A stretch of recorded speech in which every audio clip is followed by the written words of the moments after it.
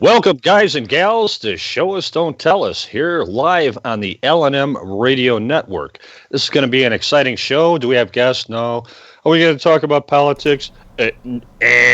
No. All right. So this is going to be an interesting night. And, hey, by the way, guys, Papa Bear is really crabby tonight. He's only been up for about 18 hours. Long day for him. So this will be an interesting show, and we'll switch gears, and there's no telling which direction this is going to head in. All right? So there you have it. So I'm going to toss it off to my little Greek co-host, Mr. Bejas. Michael, are you there, man? Yeah, I am here. Good morning, good evening. I don't know. Anyway, I'm Michael Bejas. Hey, welcome with us tonight. And as Mr. Skill said, we're in for a great show. And also with us tonight, Papa. I know you're right there. And everybody, welcome aboard Grumpy Butt. He is here. Papa, how are you? Oh, not bad for an old feller. He says 18 hours. I'm like the 18-hour bra, huh? That's about how long I'm lasting. Oh, my goodness. It's been quite the day. Facebook has been loaded with so much crap. I just had to come in. Michael, you went to the VA today, didn't you?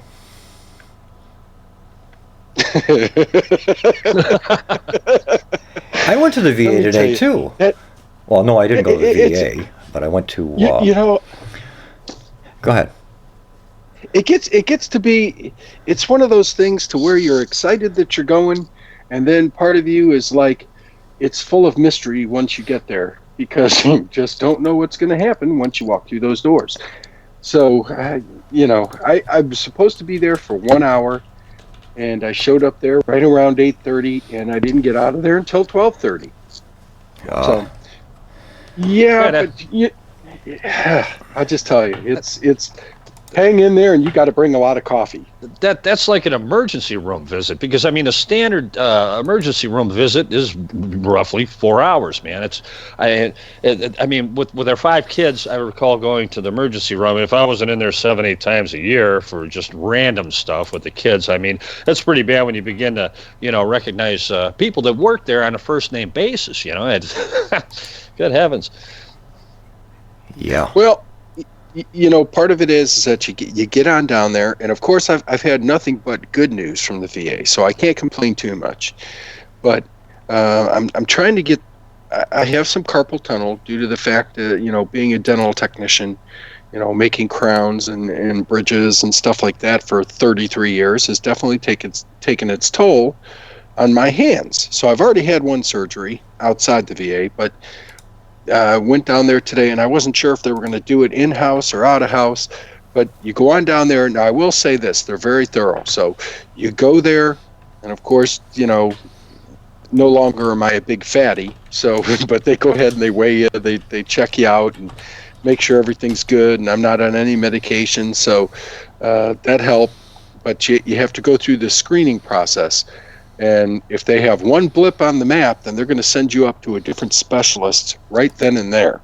So I had that cyst from when I had a staph infection, and of course they were like up to infectious diseases. Well, I did that appointment last week, so they had me go back through, do that again. He's like, yeah, we're gonna let's just go ahead, we're gonna knock you out, so let's just go ahead and do that and take that thing out at the same time. And I was like, oh, okay. He goes, well, this might just take a little extra longer, so I have to go through a whole surgery department, everything's already pre-op. So by the time I just walk in there, it's put the thing in my arm, let's move on, juice them, go, and I'm home. Now, So- I have an off-the-hook question for you here, Michael.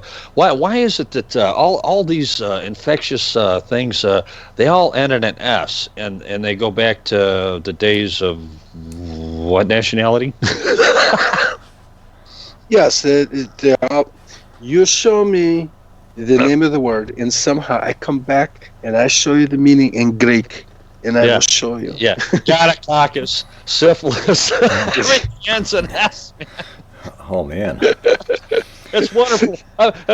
Come on, look at your last name. It ends in an S. Come on, man, it's all related. What's up with that? Are you behind this stuff, man? Right? See, mine, You will be behind it if you put a couple of those names in there with a big long needle. All right. There you go. and my last name is one of those weird ones. It doesn't end with a consonant or a vowel, really. You know what I mean? It's that consonant that could be a vowel. You know got what I that mean? sort of kind of consonant vowel. Yeah, like the stuff they do in England. Yeah, that's the British stuff. The British stuff. Yeah. All that stuff traveled from overseas. We don't know. Yeah. Oh, yeah. I'm just going to tell you. If have you ever been doing an infectious diseases doctor skills? Have you? No, not me personally. My son has when he had staph Papa? on his knee. No. Yeah, No, I Papa, haven't. have you been? Nope. Hmm? No. 9. Well, Nine. well, Negative. okay. They're not just your regular general doctors. These are the specialty guys. They come in here, and if something is tripping up your body, they're going to figure it out. And Right. a lot of times they'll do it with another one, like a rheumatologist. The guy that I've got, really nice guy, Dr. Reed, and I went in there thinking, okay, I've had the staph infection, and if anyone on here has never experienced the staph infection, or you think it's no big deal, Oh boy. let me be the first to tell you that is an immense amount of pain I wouldn't share with any person in this world. I had a staph infection. I had to hire a whole new staff. Yeah, it's unbelievable. What are the chances? It's I crazy. ask you. I'm telling you. He's telling. I tell you. I had a whole new staff too. They didn't want to go away. Yeah.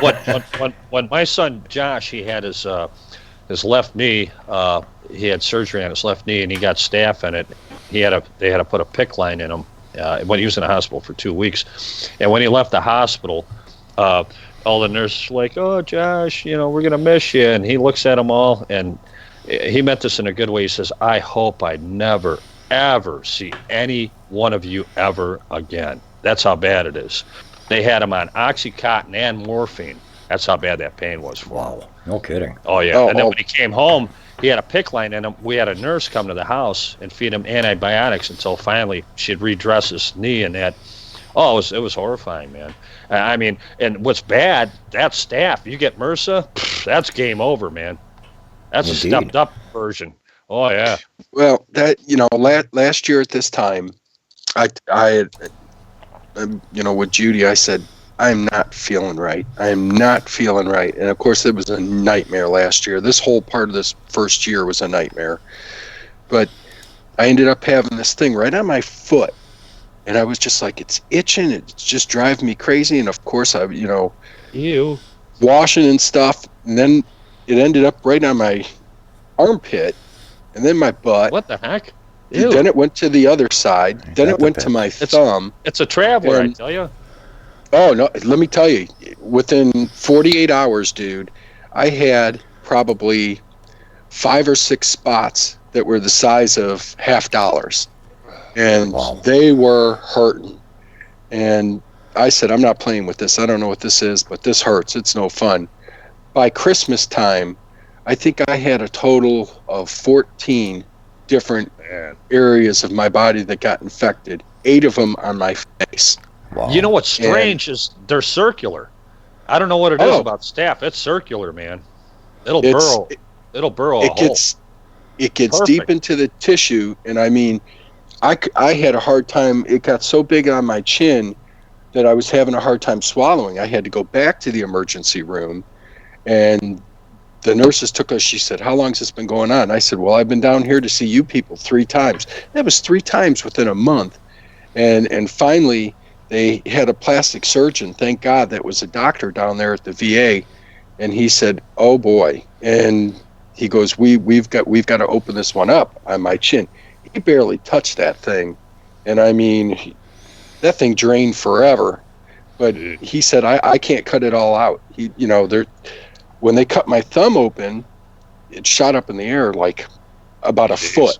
Oh, And Judy was standing right there. I thought she's just looking at it, and of course she's a sick woman. well, I hope nobody's eating lunch when they're listening to this. Yeah, right. So she comes around, she's like, "Wow, that's cool." And then he opened up my thumb. Yeah, that's what she said. She's like taking video of it and stuff, He's got my thumb open, I'm looking at it, and I've got this big cut on my thumb, and he pulls out like this clear plastic sack. He goes, "These things get encased in these membranes." He goes, "We're going to test this." So they ran it off, did the test, and he came back and he goes, "All right." He goes, "You're out of work." He goes, "Sorry, MRSA." And I was like, oh, Oh, no. My heart. No. yeah, my heart just about dropped. And I was like, "You've got to be kidding me." I said, "What do I do?" And they just started stuffing me with antibiotics. And of course, the thing is they can't just give you any antibiotic. They got to, once they find out it's MRSA, then they got to find out, okay, what's it resistant to? Because that's what it is. It's Everything. Yeah. that's the whole name. Yeah. So That's you bad hit. news. Well, believe it or not, there's 2 levels of drugs on this, man. There's you have like this first level of Oh, shoot. My goodness. I think I did something wrong here. Hang on, Ira. vancomycin. That's the strongest drug that we have that they use for MRSA. That's it. You were at the line of defense is right there. That's your end game right there. So thank God they started me off, but by the time it was said and done, I only had like 3 or 4 left that was starting to work on this thing. It took 7 months to get rid of it. No kidding. Don't play with it. Hey, we got a caller. Ira. Hey, cool. Hello. Hey. All right, bro. What's happening, brother? Hey, I just had to call in for a second. I can't be long, but had to call in for a second. I feel for you, Michael. I really do, man. That's a horrible experience. But I gotta say, my Jolene is just like your Judy. She would be all up in there trying to see Oh, it going God. on, and she'd be all Oh, kinds. Can I do it? Oh my God. Ira, I'm surprised she didn't take the scalpel out of the guy's hand. Hey, let's cut this one Let's open. let's do You this know. one too. Yeah, exactly. Yeah. Let's try this, and then look at me and say, "Did it hurt? Did it hurt?" I'm telling you, Michael. I know the feel. And me, I mean, that's like we'll sit there watching, like I'll have spaghetti. I'll have made spaghetti, and one of the things that she loves to do is watch like surgeries and that kind of thing. And she'll like go onto YouTube and she'll pop up this video of like open heart surgery or open intestinal surgery and all that kind of stuff, And while we're eating spaghetti, and I'm just sitting there going, "Oh, okay, I'm no longer hungry. Thank you." Yeah. Oh, Judy pops open this one program, and it's got some Dr. Pimple Popper. Yes, Or yes. something like Jolene that. loves That that crap. thing. Oh Okay. my Jolene God! loves that So she's thing, man. she's in that, and she goes, "Look at this thing on this guy's neck." And I'm looking at this guy, and he's going in there. The poor guy, he knows he's got something bad on his neck. Okay, it's sticking out about 3 feet. Yeah. You know, I mean, One of the big it's grown. sebaceous It's cyst like, things. Yeah. yeah, it's got like these different things that look like tree trunks, and I'm thinking, hey, you've been walking around with that for how long, dude? No wonder you haven't been dating nobody, and you're alone in here. You know, he's at the mercy of all these people around. Don't worry, honey, it's gonna be okay. And I'm thinking, no, it ain't, man. Did you see the thing on his neck? It ain't gonna be okay. Yeah. I've had it, man. I know. I've had to go have different things lanced and stuff over the years, and oh man, you want to talk about a horrible experience? There you go. But it's sad. There's some people that are out there. They're just so endlessly fascinated with the morbid and the gross, man. Oh, And Yeah, and I knew a just young happen to be lady married like to that. one. I know a young lady like that. She's right into that stuff, you know. And it's like Yep. that's just disgusting. Hey, there's a house in the house. Well, hi. Anyways, gonna take off, but I just had to toss that in there and let you know you're not alone with that one. See, I know. Somewhere along this plane that we're on, these women all exist up there. And I'm sorry, ladies, I got to say this.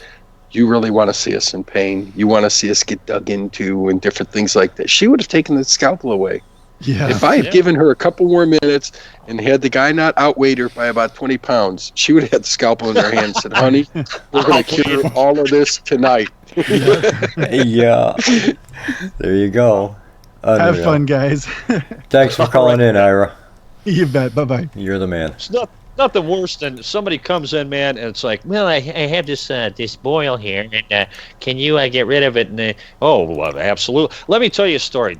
Years ago, there was a millwright. This is going back like the '60s, and one of the guys on the job, as the story goes, he had this huge boil. He was rubbing his leg, and one of the Hungarian guys says, "What's the matter, man?" He says, "Man, I got this huge boil." He says, "I can get rid of that, man." He says, "Really? How?" Now, what he did is he had taken a bottle, all right, a Coke bottle, and he put it, or I'm sorry, no, he wet down a rag, he threw it in the Coke machine, tucked it up in there to get it nice and cold, and he heated up this Coke bottle, all right?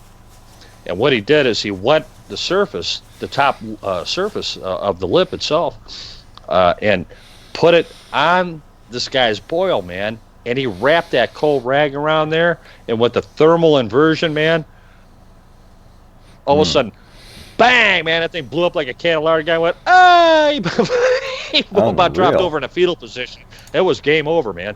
Yeah, he took care of it, but he says that's an old Hungarian remedy, I tell you. Yeah, I found out I've got high blood pressure, and usually he asked me if I smoke, and I said, well, yeah, like 44 years, like most of my life. And, if I was going to quit, I'll quit now and be dead in 6 months, Most of my life. Yeah, key words.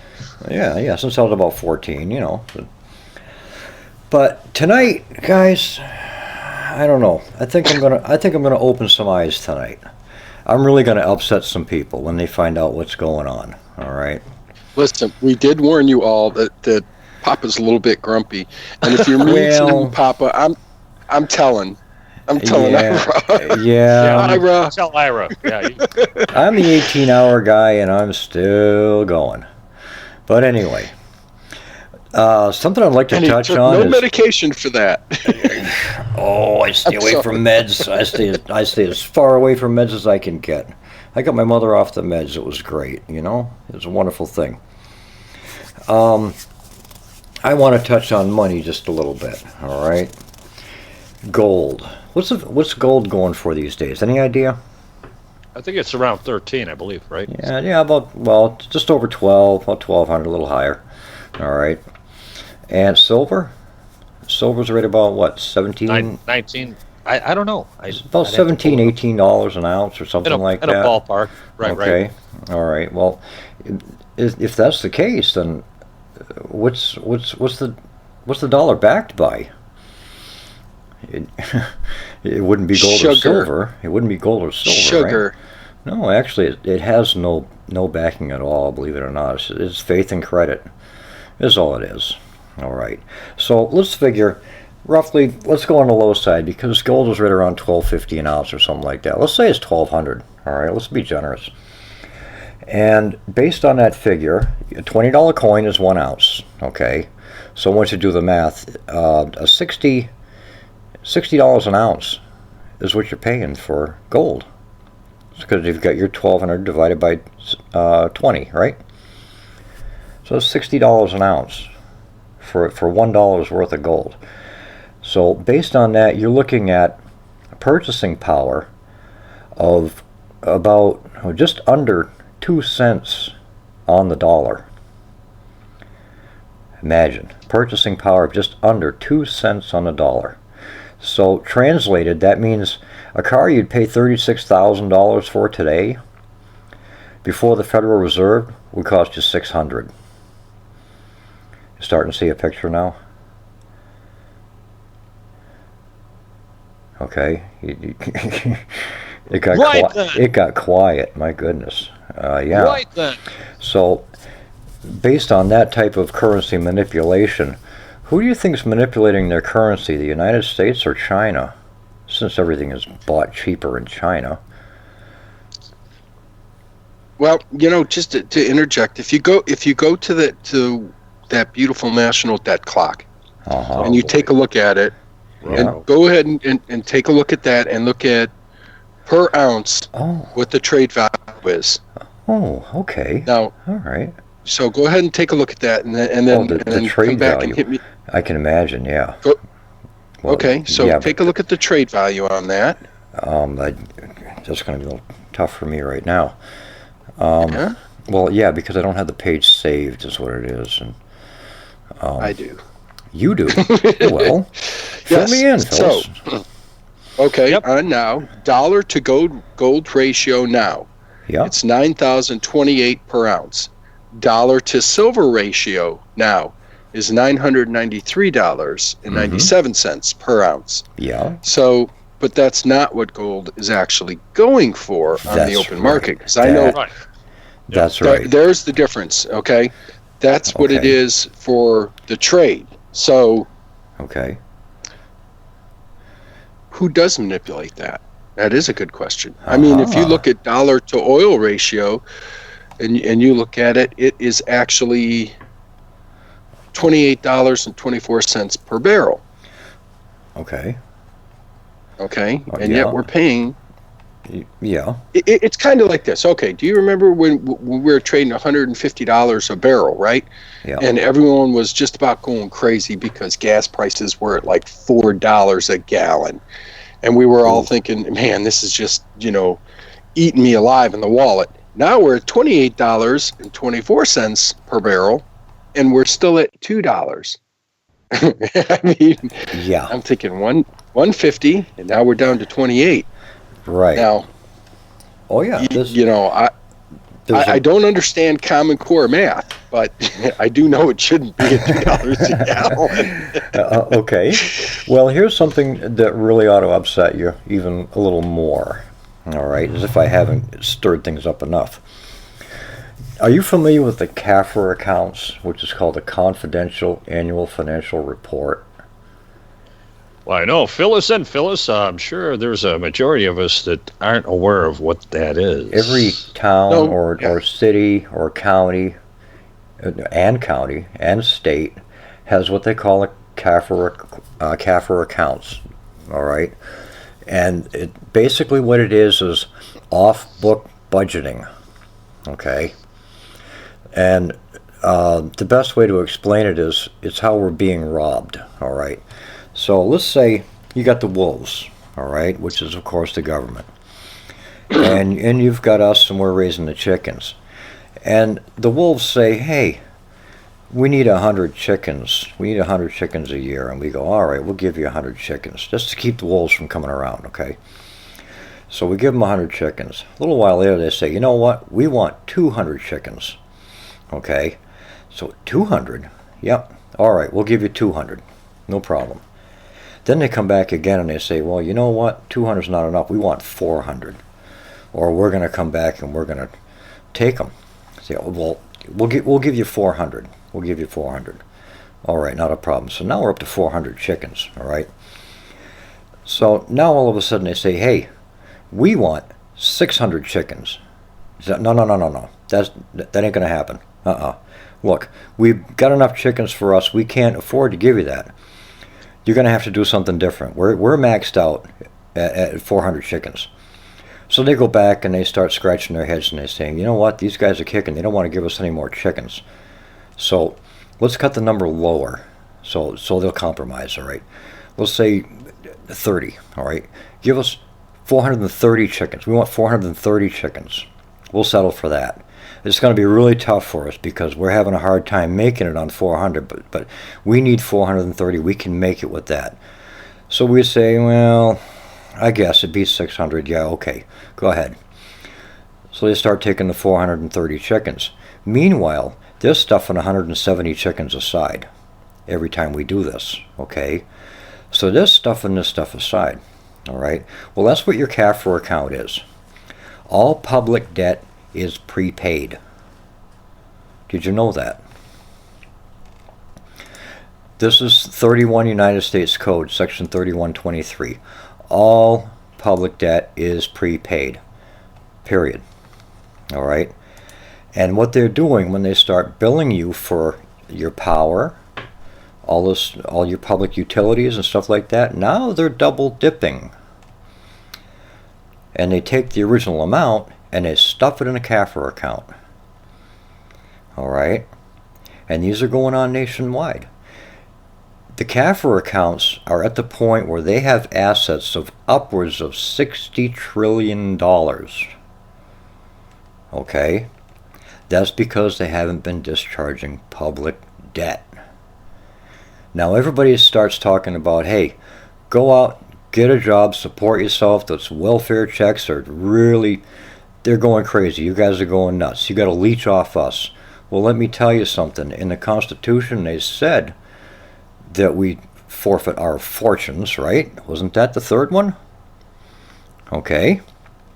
That means that all debt is prepaid, and it's like over in the Middle East, nobody works in the Middle East. They all make money from the resources, from basically the oil over there. Over here, we've got a lot of resources. We've got oil, gas,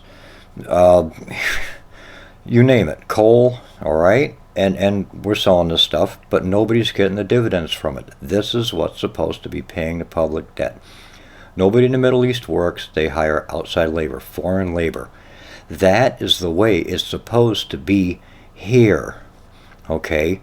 So now you talk about this welfare leeching people that just want to stay home and be lazy. Oh no, that's the way it's supposed to be. The people who worked are the ones that wanted extra. They wanted more than just the necessities. Well, and you know what? Okay, so let's dip into that. First of all, let's take a look. Medicaid recipients today, Medicaid, just Medicaid. Yeah. 73,675,612. That's paid debt. Total receiving benefits, 162,794,127. Food stamp recipients, 43,242,027. Now, of course, we also have, and of course I can tell you everything. We have prison inmates. According to this, and the National Debt Clock, 1,920,015. Convicted felons, 6,737,688. And how many? And how many of those are victimless crimes or embezzlement? Yeah. And I'm going to tell you. Okay, now hang on. Here's a good one. Foreclosures in this country. Now remember this number: 521,717. Bankruptcies that's it. In this country. Yeah, that's what it says. Bankruptcies in this country. 895,749. Okay. That's a low number. Okay. Now the median income for everyone, counting everybody in the United States, is at $30,533. Wow. Okay. Now, what you have not in labor in force today Yeah. 94,615,232. Okay. Okay. So, yeah. And the U.S. workforce, okay, is at 155,683,139. Okay. Okay, so you've got half the people roughly. If you follow this, I mean, 90 and 90 is 180, right? So Yeah. I mean, you know. Yeah, but what's the point you're driving at? Yeah. Okay, Yeah, so as we I'm have- looking at these numbers, as Right, I'm looking at these numbers and listening to what you said, Yeah. and then you go through here, and this covers everything. I mean, this will tell you inmates, convicted felons. This will tell you everything. Yeah, but I am not sure where all this money is going, where it's coming, and everything. Well, Our local, it doesn't make sense. How can you have these numbers the way that they have them? I don't get it. because it's None the of it makes a bookkeeping. lick of sense. Because it's the bookkeeping. Okay. Well, who's keeping these books? Yeah, exactly. Who's The keeping? bean counter, I tell you. Well, what about the off-budget bookkeeping? The stuff that isn't even there. Who's keeping Hang on, those just- books? Where's that stuff? Oh, Well, here's- I tell you Here's the other what. thing, like Housey says, I bet most of the bills are debt are medical bills, and I've seen that movie. Go ahead, Papa. Yeah, but like I said, all that stuff is prepaid. If you go to Cafferman, CAFRMAN.com, you'll see your state listed there, and it'll show you. Just click on your state, and it'll show you how much the state has in a CAFR account, and how much would be coming back to you or your family. Okay, and this does not include the county and the town or city. Okay. That'll show you how much is in off-budget bookkeeping. All right. If everything was done the way it was supposed to be done, not only would you be debt-free, you'd probably even be getting a check every month. There you have it. We've got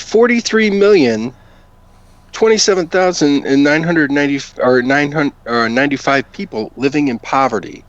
And I just told you that half of these people here, okay, that's half of the 94. There's And- no reason that anybody's living. And what did In I just poverty. tell you? Yeah. There is no reason why anyone should be living in poverty. You're right. Okay? That's the way the country was designed. There was supposed to be no debt. None. Unless you're a foreign worker, you're going to come in and work. You go to Cafferman, Cafferman.com, and you'll see what the CAFR accounts add up to. Now, there is a remedy for this, okay? And what you have to do is you have to get a certified financial auditor to audit the CAFR accounts. And what makes you think they're going to audit these CAFR accounts, right? Yeah, right. Because they're going to put 1% of 1.5% of what they find into their own checking accounts. It's going to make it worthwhile. And it's There you not going to hurt the banks at all. Well, there you go. That's an incentive, you know? It is an incentive. Okay? The banks are broke anyway. Well, yeah, but they did that to themselves because every time you take a loan, they create new money. And before they can securitize any loan, it has to be paid off. Did they tell you your mortgage was paid off before they securitized it? So let me ask you this: Ooh, if that no. is the case, which it is, let me tell you something. Where are these accounts now? Okay, I mean, I hate to tell you this, but we're supposed to have this total paid debt. But if the banks are already broke, That's and because you of think this. That's because of the accounting, the off-book accounting. You're talking, as of the last figures, which was a few years ago, they weren't quite that high. But once you start going from state to state, and you look at the state that's there, and then that's just the state alone. It doesn't even account for the counties and the towns. Okay. Hey, Papa, real quick, Jabarlo in the chat room Cafferman, says, I put it in there. Cafferman. They're all, Okay. believe it or not, they're stored in the banks. It's all paper. I mean, if you want to talk about the currency, the money, where it's going, and all the good stuff, all right, and where it's being accounted for, of course, you've got the banks, and then every time you get a loan, you create new money, right? But this money is created from your signature. When you sign that money is created. It's your energy that pays it. For example, let's say my cousin has a garage full of tools, but he doesn't know how to use them. What are they worth? Nothing to him. Nothing. They're worth nothing until someone uses them. Once they're used, then they have value. If you got a car that's sitting in your driveway, nobody's using it, okay? It's worth nothing until someone gets behind the wheel and they start using it. Yep. We put the value in everything, okay? Without us, there is no value. What happens if somebody steals my car? I give up. What happens? That's just a thought. That's just freaking stolen, I tell you. I give up. What happens? And did you know there's also no registration required by law unless it's commercial equipment? Did you know that? No. Really? That's Uniform Commercial Code, Article 9. Secured transactions and sales of accounts and chattel paper. So when I have a police officer pull me over and I say, listen, man, it's Article 9. You say this is a consumer product. It's a consumer good. It's not commercial. A consumer good does not have to be registered. Only commercial. And you might be right, but he's going to hand me a consumer ticket. A consumer ticket. Oh, okay. All right. Well, you want to get right down to brass tacks? All right. You get into court and say, what evidence do you have that says I am subject to your laws? That'll be section 27 down the hall on the left-hand side with I don't think section so. 262 bars. Oh, yeah? As I'm down there talking about Article 9. And I wasn't told about this? Wait a minute. I don't have a driver's license. I didn't sign a contract. That doesn't apply to me. I'm not a party to that contract. How does that apply to me? I just want to know how you always get out of that. That just boggles my mind. I know I've heard you say this before, okay?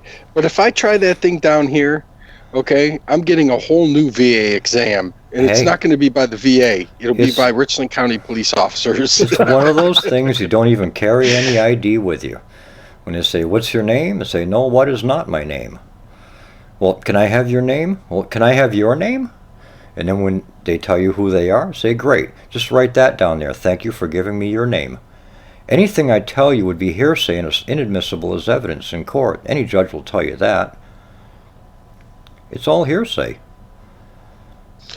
Yeah, Mike, apparently you missed that show where Papa was on a live show, and the cavalry came in on him on a live show, and that's archived, man. That was comical. Yeah, sitting in a parking lot, no less. You're right. Yeah, go ahead. Sitting in a parking lot, no less. And he didn't want to see an ID, and I know why he didn't want to see an ID now. Because him and I went to the caucus together back in 2012. He knew who I was. I didn't recognize him. But they left me there. There was 4 officers there. There was one from South Paris, where I live, one from Norway, the town next door, one from Oxford County, and then one from Oxford, the town. So there was 4 of them right there, all looking at me, and they were talking at the back end of my truck with the guy that originally, the South Paris one, that originally started giving me a hard time. And Norway already knew about me. They'd already pulled me over. The Norway guy is probably whispering, Bob, don't do it. I know this guy. You're going to be clouded in paperwork for 3 years. Gino, walk Well, away. it's like they don't have better things to do, bigger fish to fry. Really, you have that much time in your hands to start playing these games. You know, it's a bunch of bullcrap. Well, when they read you your rights, you have the right to remain silent, right? Hey, I'll do that. I'll remain silent. Okay, you've pulled If me my over. wife, You have stopped me. You have stopped me from moving. That is the very definition of the word arrest. Okay, so I am under arrest. To Do stop you. That's right. Do I have a right to remain silent? I will do that. Well, I need something. I have not found that law that says I have to identify myself. I've yet to find it. Can you show that to me? Real quick, old Housey says once they read you your rights, doesn't that become admissible? No. Once you've read you your rights, you don't have to say anything. You have the right to remain silent. And you have the Fifth Amendment right. You don't have to give them anything that might incriminate you. Nothing at all. If you want anything, you've got to find it. I'm not giving you anything.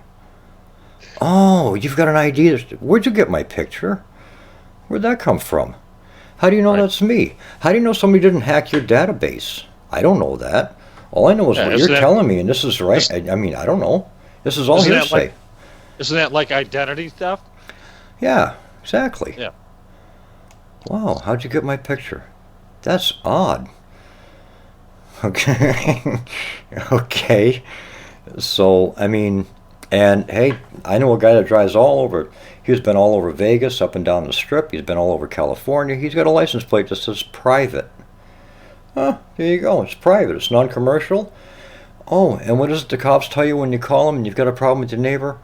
Oh, you know what? That's civil. We can't get involved in that. Oh, guess what? This is civil and you can't get involved in this either. What a dilemma, huh? Unbelievable. you know, when Judy asks me a question, I know I'm in trouble. And I try to take the Fifth Amendment all the time, and the right to remain silent. And I stand there with the deer in the headlights because when she asks me a question, I don't know if it's rhetorical or, you know, whether I'm supposed to answer. Yeah. And, and somebody else makes a point about insurance, okay? You don't need to have insurance. You just have to show that you're financially responsible enough to take care of any damages you may incur, okay? So if you have an accident, you look at the guy, and it's your fault, and you say, look, hey, listen, I'll get this taken care of, okay? Fender, bumper, whatever, piece of glass, yeah, I'll work it out. And then you get together and work it out, okay? It's a heck of a lot cheaper than insurance. What about his injuries? And what happens when he turns around and he says to you, by the way, that broken arm that you gave me, here's my medical bills and stuff like that. Well, you're going to have to pay more attention when you're driving. Yeah, well, I'm saying these things do happen. I don't cause them. Well, if you don't cause them, then you're not liable, are you? Right. Well, but you just never know what happens. Well, if you're not responsible, if you're not liable for it, you're not responsible for it. And if you don't have insurance, it's like, hey, whoop, guess what? They have to take care of mine. If they don't take care of mine because what? You said because I'm not insured? I have shown you that I have financial responsibility, that I will take care of it. That's the same thing as bonding. It's no different than a bond.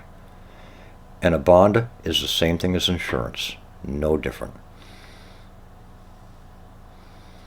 I just want a horse. Ooh, are we starting to see a new picture now? Well, isn't that different, huh? See, I like to throw this stuff in here every now and then because people like to know this. I'm trying. I understand what you're saying. If you're not doing this for money, it's not commercial. You're not bound by the laws unless you have signed a contract. If you've signed a contract, you're bound. If not, what is that?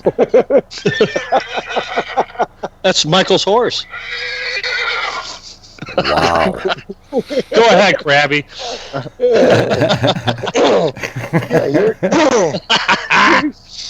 You're kind of mean tonight. Yeah, I know. I'm just stating the facts. I mean, I'm just saying. What about the guy that wrecked me into the wall? Okay, and then drove off, and nobody caught him. It Mm. must I mean, have. you know, I don't know, man. you know. I don't know. That's what about it anyway? I mean, what are you going to get uninsured motorists to cover it? No, I mean lay down in the I every laid down in the fetal position like every other man and cried. yeah, What do you think every I other did? state has uninsured motorist coverage. Every state has it. I mean, there's no reason why it wouldn't happen that way. If you push the issue. But no, it's not used in commerce, and as long as you don't have a license, you haven't signed any agreement, and you're not bound by that. And that's why I turn my license back in. See? I'm reading the chat. Little Housey, he Yeah. says, well, Yeah. last time I tried to ride a horse and laid down and said, hell no. Well, Housey, 6'7", Yeah, get but out of it. yeah, but when you're about the same size as the horse, it's going to happen. Oh my goodness! Got a coming up now, don't we, Papa? Good heavens. Yeah. With the old But yeah, that's the whole thing. I mean, if you wind up having to go into court, you shouldn't have to go into their court to begin with. Okay, the whole idea is to avoid their court, avoid that. But if you have to go in there, ask them. What evidence do you have that shows that I'm bound by your law? I mean, if you don't have the evidence, if I haven't consented to anything, because we are governed by the government by consent, right? If I get tased, I'm calling you. That's all I have to say. I haven't got tased yet, and I've been pulled over 3 times. Once in the parking lot, So, USOB, show me what evidence you have against me. I want to know, and tell me how I'm bound by your laws. Down to the well, ground I go. no, you don't say that in the street. You just say, look, I don't have to give you anything that might incriminate you. I will not give you anything at all. I plead the Fifth Amendment. So it's up to you. What do you want to do? Because this is private property, and if you take this without my consent, that's theft. That's grand larceny. And you think I won't push charges? I will. Better yet, I charge $500 per hour and any part thereof starting right now. What do you want to do? And then you write down the time. Okay? Chances are he'll turn away and walk. And if he doesn't, he's asking for a lot of trouble. Yeah, buddy. And this can go right back to the private side on his side, and you could own his house. Yeah, got to keep it private though, right? Yeah. Yeah, you don't sue the office, you sue the private man. That's right. That's right. Yep. But remember, only persons can sue and be sued. That's right. So you have to be in the person when you do it. Right. Corporations cannot sue an individual. That's right. That's right. All of a sudden, the Blues Brothers are running through my head. How much for the girls? The little girls. And that's why even places like U.S. Steel, they're a person. The United States is a person. Did you know that? I used to work for U.S. Steel. Yep, they're a person as well as a corporation. The United States is not land. America is land, not the United States.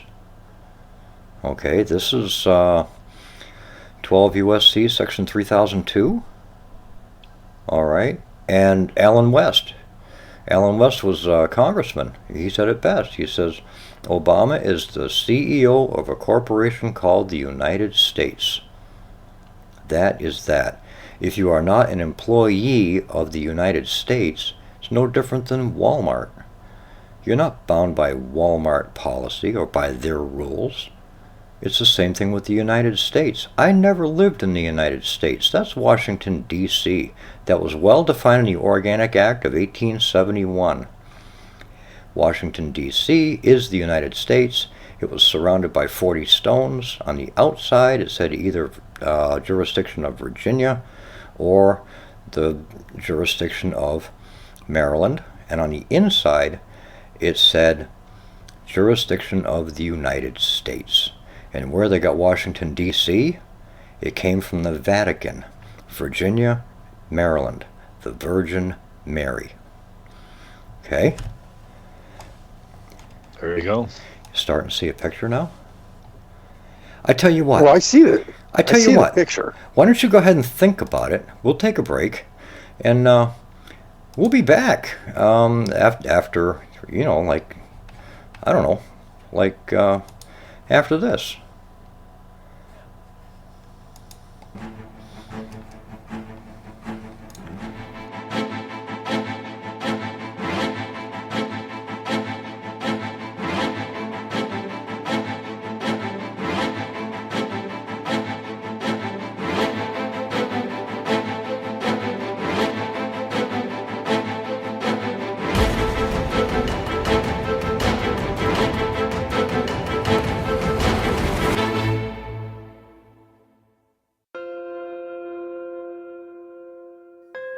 There are days that the red pill is bitter in my stomach, but I can't get it back out. I think because I have to. I speak because I have no choice. I walk through this dark age we're in with open eyes. Listen to Open Eyes on LateNightInTheMidlands.com. And together, maybe we won't stumble and fall.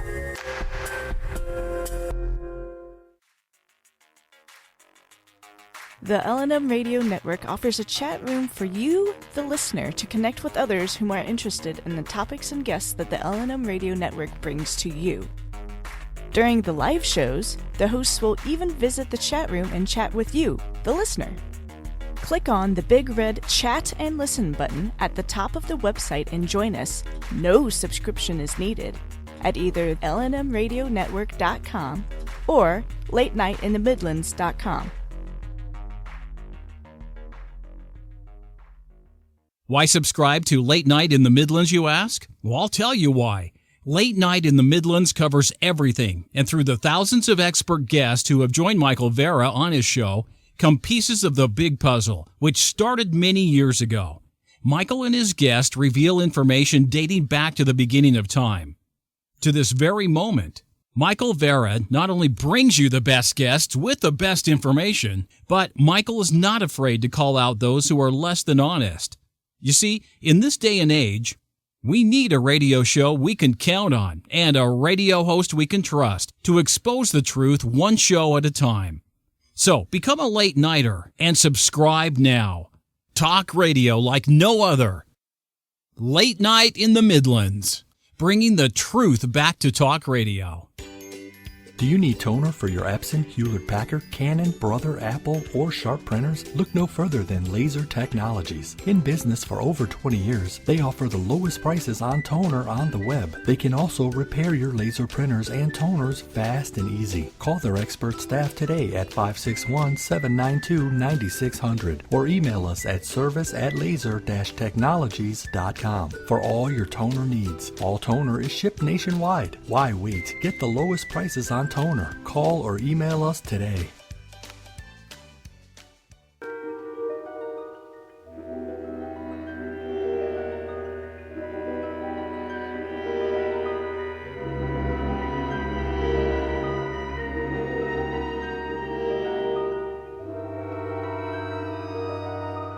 There is a better radio show, beyond that which is known to the people. It is a radio show more informative than others, and as timeless as infinity.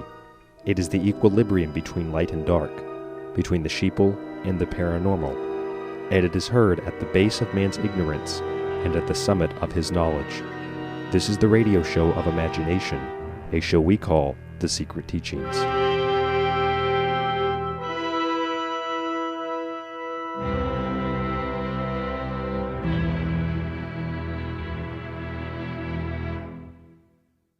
Hey, my name is Barry.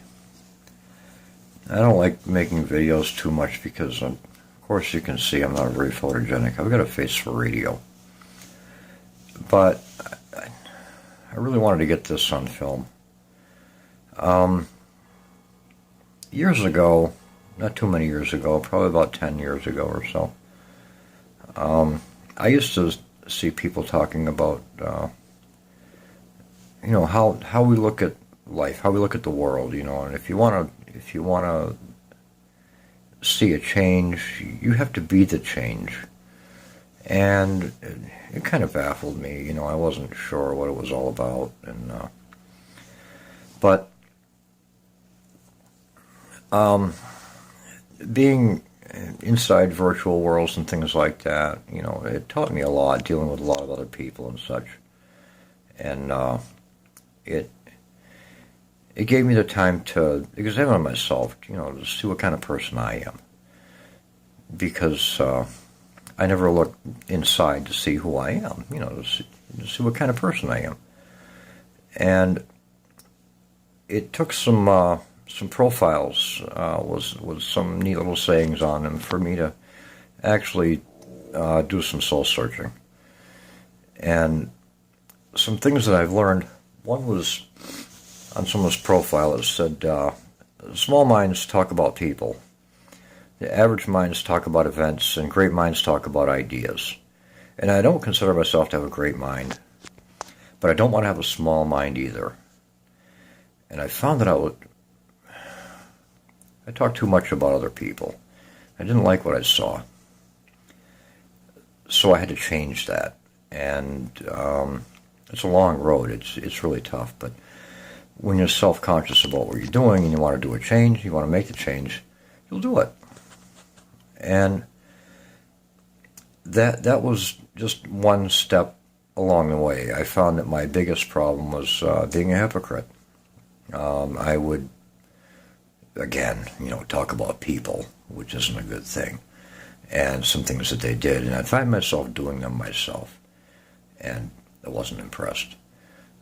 It took me a while, and it's a long road. It's a long road to self-improvement. But it's worth the journey, and there's no end. It doesn't end. What the world looks a lot better. It's a whole lot better place. And when you change your point of view about how you look at things, then things look a whole lot different. There's some other things as well, but you know, that's pretty much the major one that caught me right out of the gate. Be the change that you want to see is basically it. I didn't like what I saw. I had to fix it. And some people just can't look inside and look at themselves to see exactly who they are. Because you're the person that you have to live with 24/7. I have to live with myself 24/7. And like I said, it's a long road, but it's well worth the journey. As far as the way we look at things and the way we handle things, I used to fly off the handle, and then I found out that if I can't control my temper, then I have a weak mind. There's something wrong with me. I need to control my mind, and if I can't do that, if I can't control my emotions, I'm a weak man. So I've learned how to control my emotions. I remember sitting at the computer one day, and I was about ready to punch it because someone put some things in text that I didn't agree with, and I felt offended, if you will. And it's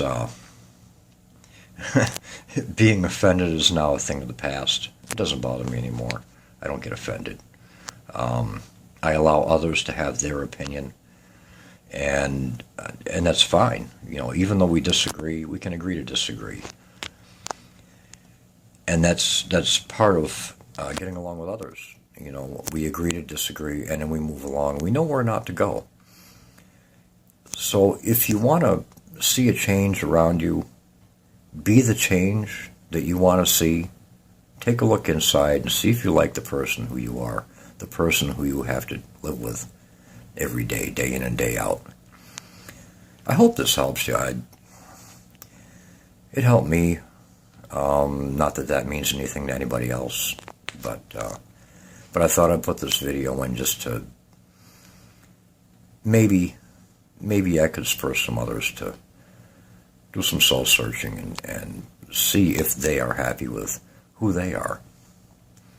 Thanks for watching, and take care. God loves you. I love you.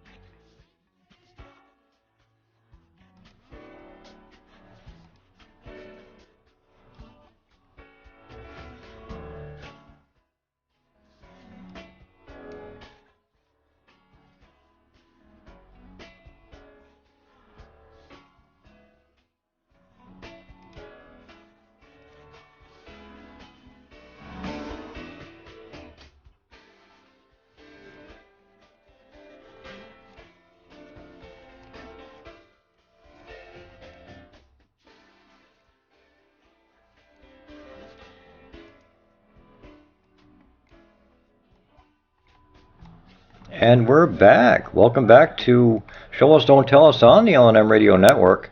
I hope you don't mind, but I kind of stuffed in that little audio there from what I made for my video. And welcome back, guys. We're back to the show. Awesome, man. So anyways, Michael, I think, has a few words to say about another switching the gears subject. Michael, take it over, mister. Well, I mean, it all falls along with everything that we're talking about, kind of. Papa explaining everything. But I was thinking about this. I went to court back in 2005 or 6. And, of course, you know, my wife at that time married, 15 years all the way back since 90. And we just decided, okay, you know what, we gonna go our separate ways, but we're friends, nothing ugly. So we decided we're not going to do anything that's going to hurt the kids or do anything like that other than the divorce itself. But no lawyers or anything like that. I got yelled at by the judge. There was a piece of paper he was looking for that happened to actually be in there, but he missed it and didn't know. And he's like, this is why you need lawyers to go in there. And I got mad. And I guess I got a little snappy, and I said, we don't need lawyers. I said, we're not having an ugly divorce. We're just going our own separate ways. We're friends. We don't need lawyers. And basically I was kind of defiant with him, and he got mad. And well, of course. And do you know why? Well, I'm going to guess I took money out of somebody's pocket is what I'm guessing. Well, what happened is they want you to have an attorney, because when you have an attorney, according to Corpus Juris Secundum, attorneys are only allowed to represent wards, incompetents, and minors. So you fall into one of those 3 categories. With the incompetent one? I guess so, huh? Seems legit to me. I can go with that. Also, in the same book, in chapter 4, you'll find that their first duty is to the court. It's not to you at all. Yeah, like I told him, and I did, and I told him plain right on out, we don't need an attorney. And we don't need somebody to tell us to get an attorney, because we're fine. We want to do it ourselves. Right. We don't need you to help us do that.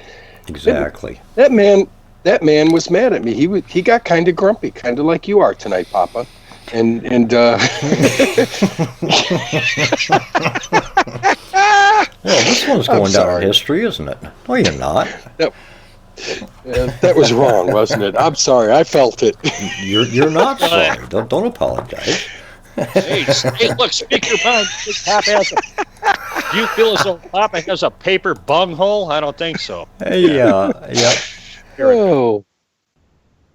You're not going to set mine on fire, that's for sure.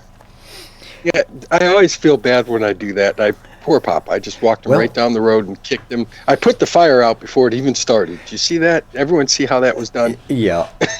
So, anyway, we were talking about, before the break, we were talking about this non-licensing, non-registration thing, okay? And the first thing the cop is probably going to ask you is, do you know why I pulled you over? You ever hear that before? You know why I pulled you over? Because they want you to kind of admit something, right? Well, so you look in your rearview mirror and you say, well, your emergency lights are on. There must be an emergency. What's wrong? How can I help? Okay. They're going to realize right there they've used their emergency lights in a non-emergency, and that's a felony. You kind of grabbed them right out of the gate. Say, well, there must be an emergency. You're using emergency procedure. Your emergency lights are on. What can I do to help? What's wrong? Okay. And they're going to be a little bit baffled. And they're going to say, give me your license, registration, and insurance. Say, well, wait a minute. I'm under arrest. You stopped me from moving. I'm under arrest. That's the definition of the word arrest. So do I have a right to remain silent? And they will look at exactly the same thing that happened to me. It says, well, yeah, you do, but I need to see some sort of ID. Well, I haven't found that law yet. I'd be happy to entertain it, but I haven't found that law yet. Has there been a breach of peace? A breach of the peace, or am I suspected of a crime? No? Well, you have no reason to pull me over. There was no cause at all. and there was nothing done in good faith at that point. So now they've committed a felony, which is using emergency procedures for a non-emergency, and they've also pulled you over for no apparent reason, but just to harass you. Okay? Are you with me? I am on that one. I like that one because usually I just tell them that's poor sportsmanship when you turn on those lights after I've won the car race. Yeah. No, you're using. Yeah, and if you're speeding, they say you're speeding, endangering other citizens. Well, I don't know. Before I become an endangerer, I have to actually commit some sort of a crime. Something has to actually happen. Okay, I mean, speeding is not a good reason to pull me over. I mean, there either has to be a breach of the peace, or you have to have a warrant for me, or some sort of crime has to be committed. Otherwise, this is not done in good faith. Okay? If there is an emergency, what is the emergency? Is my car on fire? Am I dragging something? Okay? That's the only reason. Say, okay, well then, am I free to go? Or am I under arrest? Because right now, I'm charging you $500 an hour, and the clock starts now. I'm charging him. That's right. That's right. I'm charging you $500 an hour, and the clock starts now. Okay? Now, see, I love the philosophy, Papa. I do. I love the philosophy. However, unless you're a passenger in my car, okay, I could let you speak, and then what I can do is just turn and act like I'm a deaf mute. You can't. And then that way you can handle. If you're behind the wheel, you're not going to let me speak. It isn't going to mean a thing. He's going to look at me and tell me to shut up. Can you put your hand on the steering wheel? Would it count? Yeah. You're better off just being in the passenger seat to begin with, okay? But I drive my truck everywhere. I don't drive, I travel. I take my truck everywhere. I've got big letters across my tailgate that says not for hire. So that means it's non-commercial. And if it's non-commercial, it's private. Or I could just put a private license plate on it. It's private. And they won't pull me over because there are different laws, different sets of laws for public and private. And as long as you're not public. Okay. Now, I have a question now. Okay, Sure. With somebody with the knowledge that you have, which you are very knowledgeable, and there's a lot of good folks out there that are knowledgeable on many different subjects that we've already covered on here and stuff like that. Yeah, you don't get this So way overnight. let me ask you something. So okay, regardless. So Okay, here's yeah. my question. Yep. Okay. I would just have to think that a person in my choice, if I had to have somebody represent me, why does it have to be an attorney? It doesn't. Why can't I just say, I can have you? I choose to have him represent me. Well, what you could say is, listen, according to 23 CFR, section 2200.22 and 2200.23, I can represent myself as a third party. I can be a third party intervener. No, see, I'm not knowledgeable enough myself. I'd be counting bars. No, that wouldn't work.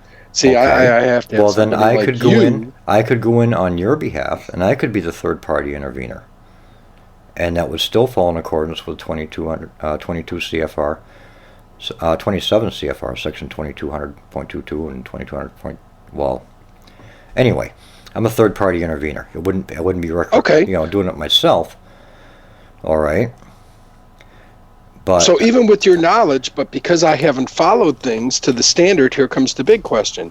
Because I haven't followed things to the standard the way that you've done things now, they could say, wait a minute, he is lost at sea. You are not. You know what I'm saying? And I'm just going into that real quick, just real fast, okay? Are you a veteran? And I am. Okay. You have a veteran's ID card or a DD-214?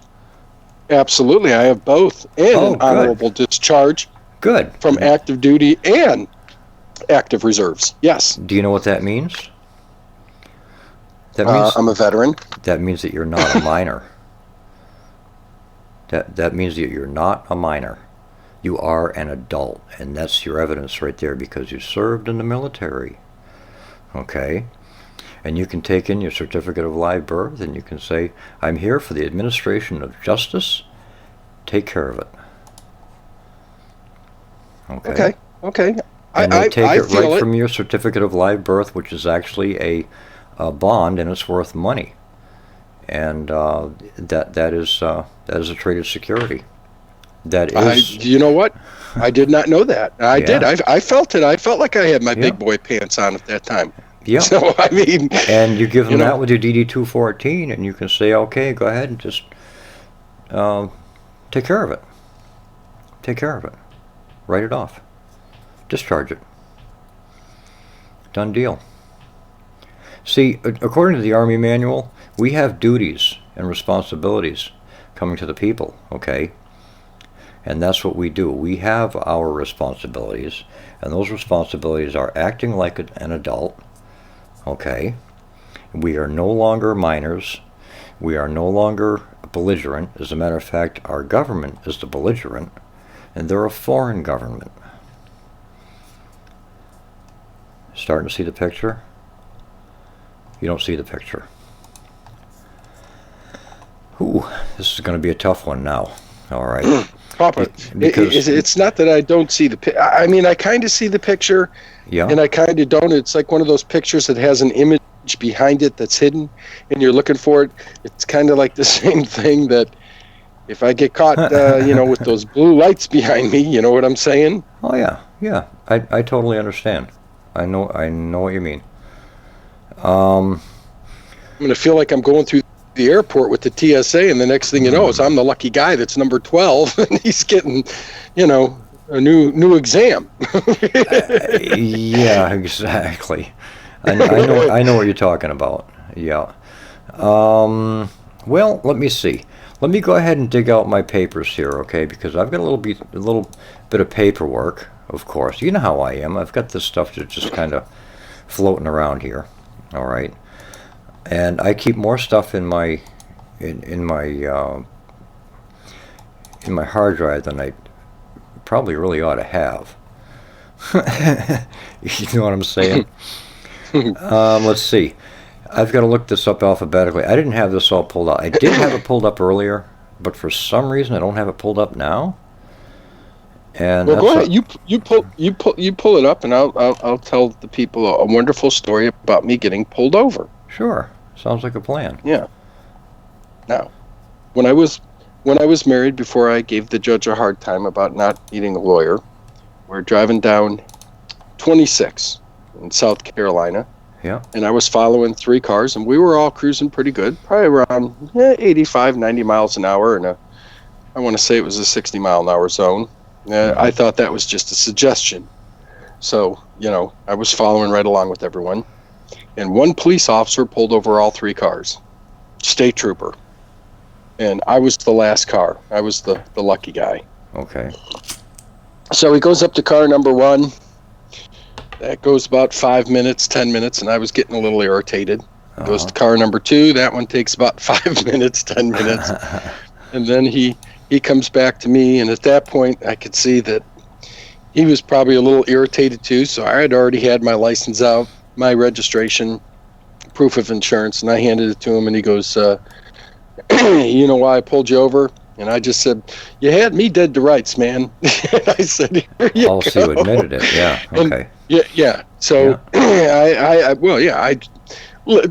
dude, I was doing 90 and a 60. Of course, I was going to admit it. I did it. Come on. I thought the 6 was upside down. The mistaken identity of the number. Common Core math.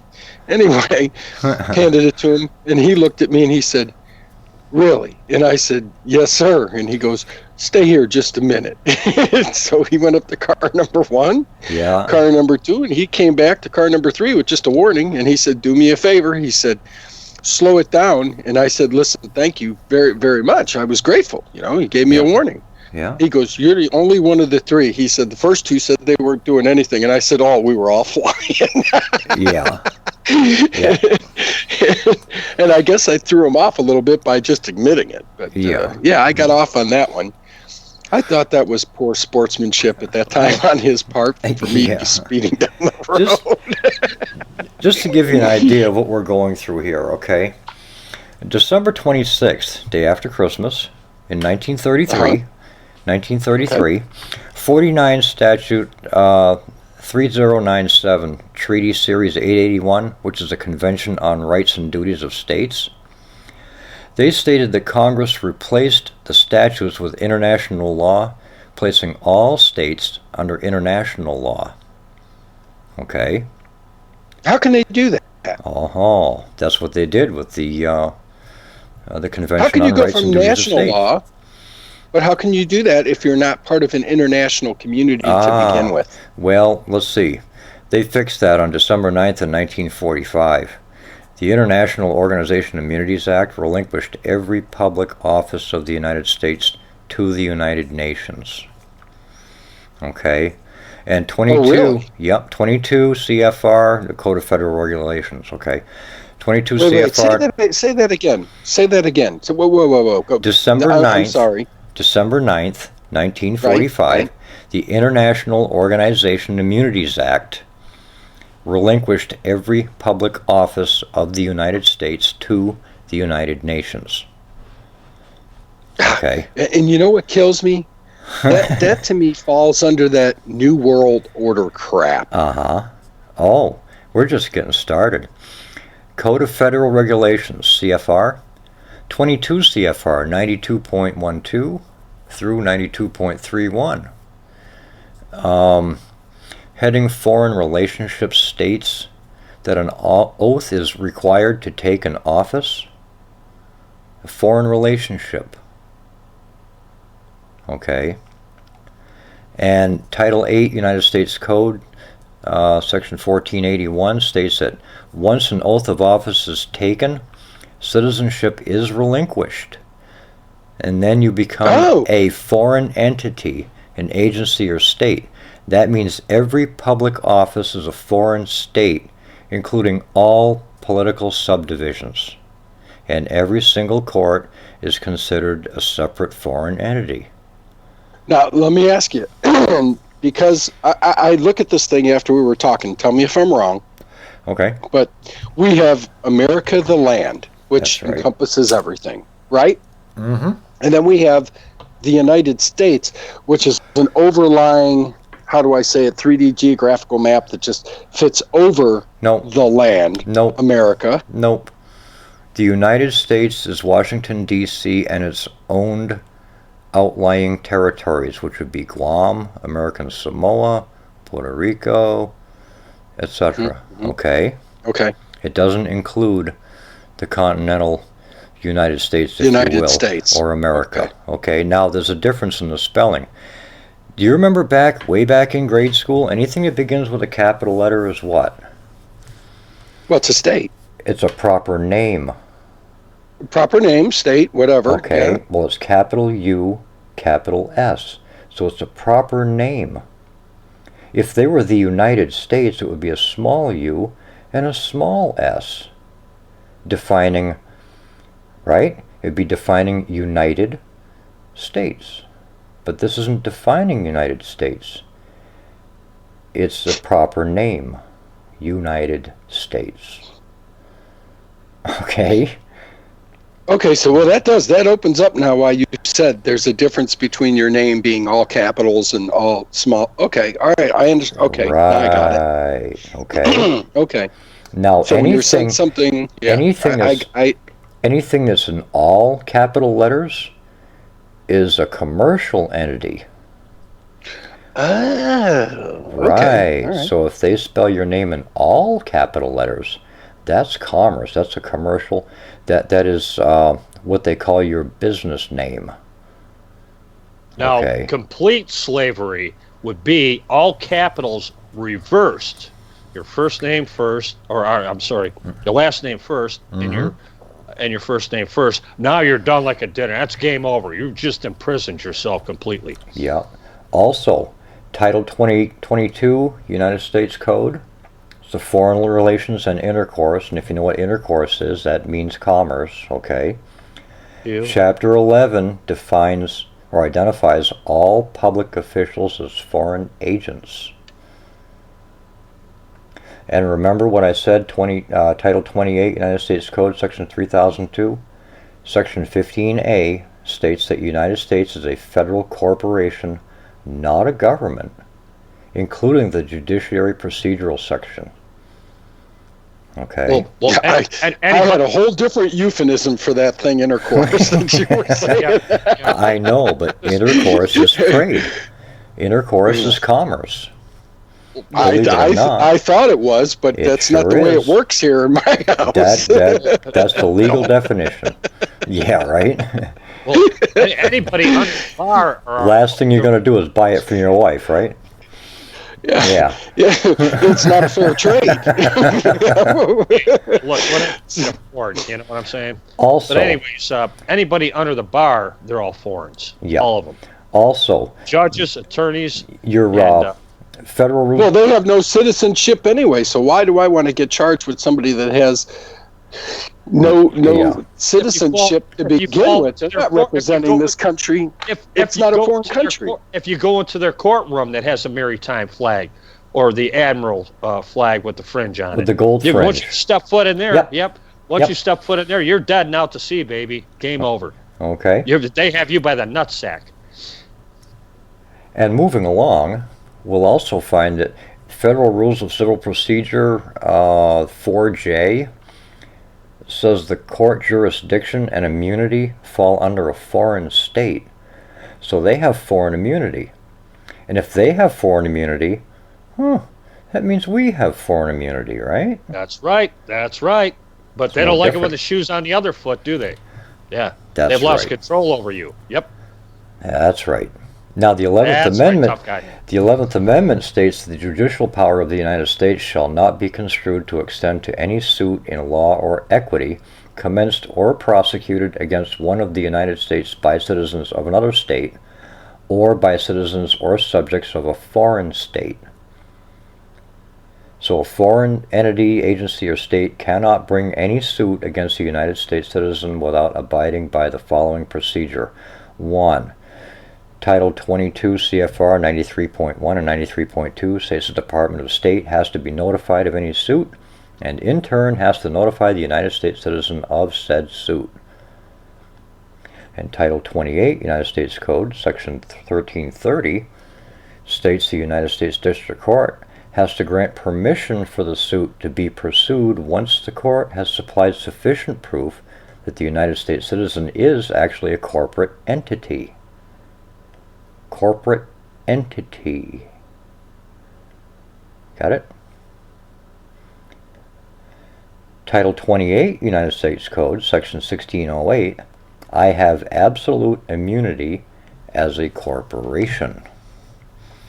Okay, and 28 again, USC Section 1602 through 1611, which is the Foreign Sovereign Immunities Act, allows the jurisdiction of a court to be challenged and a demand of proper jurisdiction to be stated.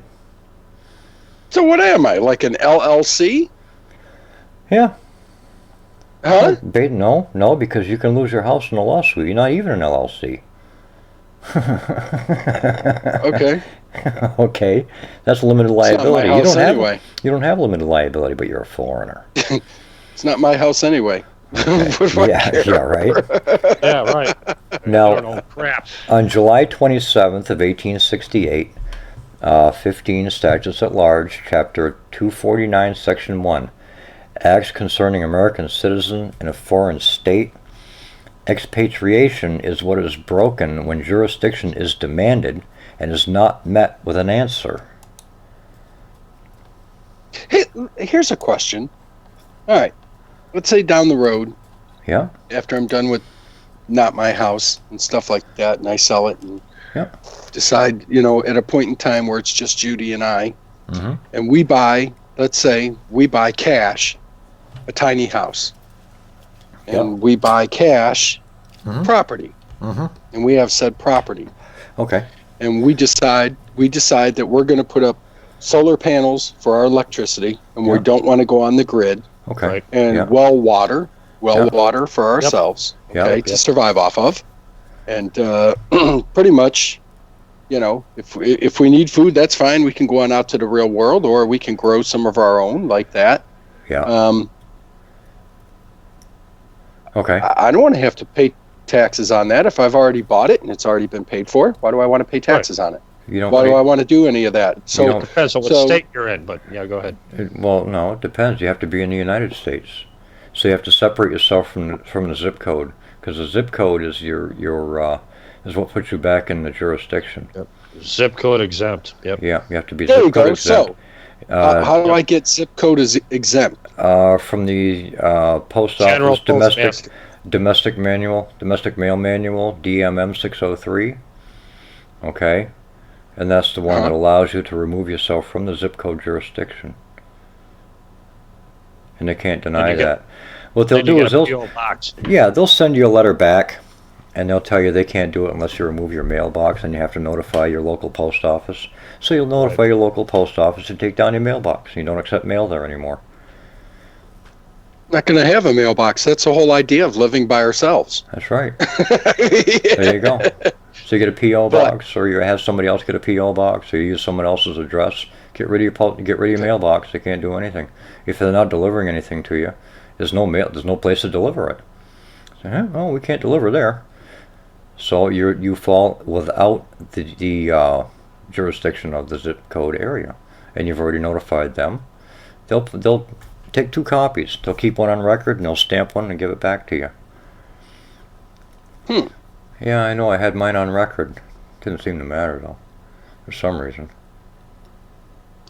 You know, let me backpedal just a little bit for the entertainment value of this. Sure. All right, very good. Now, I had watched, this guy produced his own documentary on how to, get around the cops in regards to tickets and that. Yeah. So they had done a test, all right? So they had one car behind another car, and they knew a cop was sitting off to the side. Yeah. And now he sped past him for sure to get pulled over. That was the whole game plan.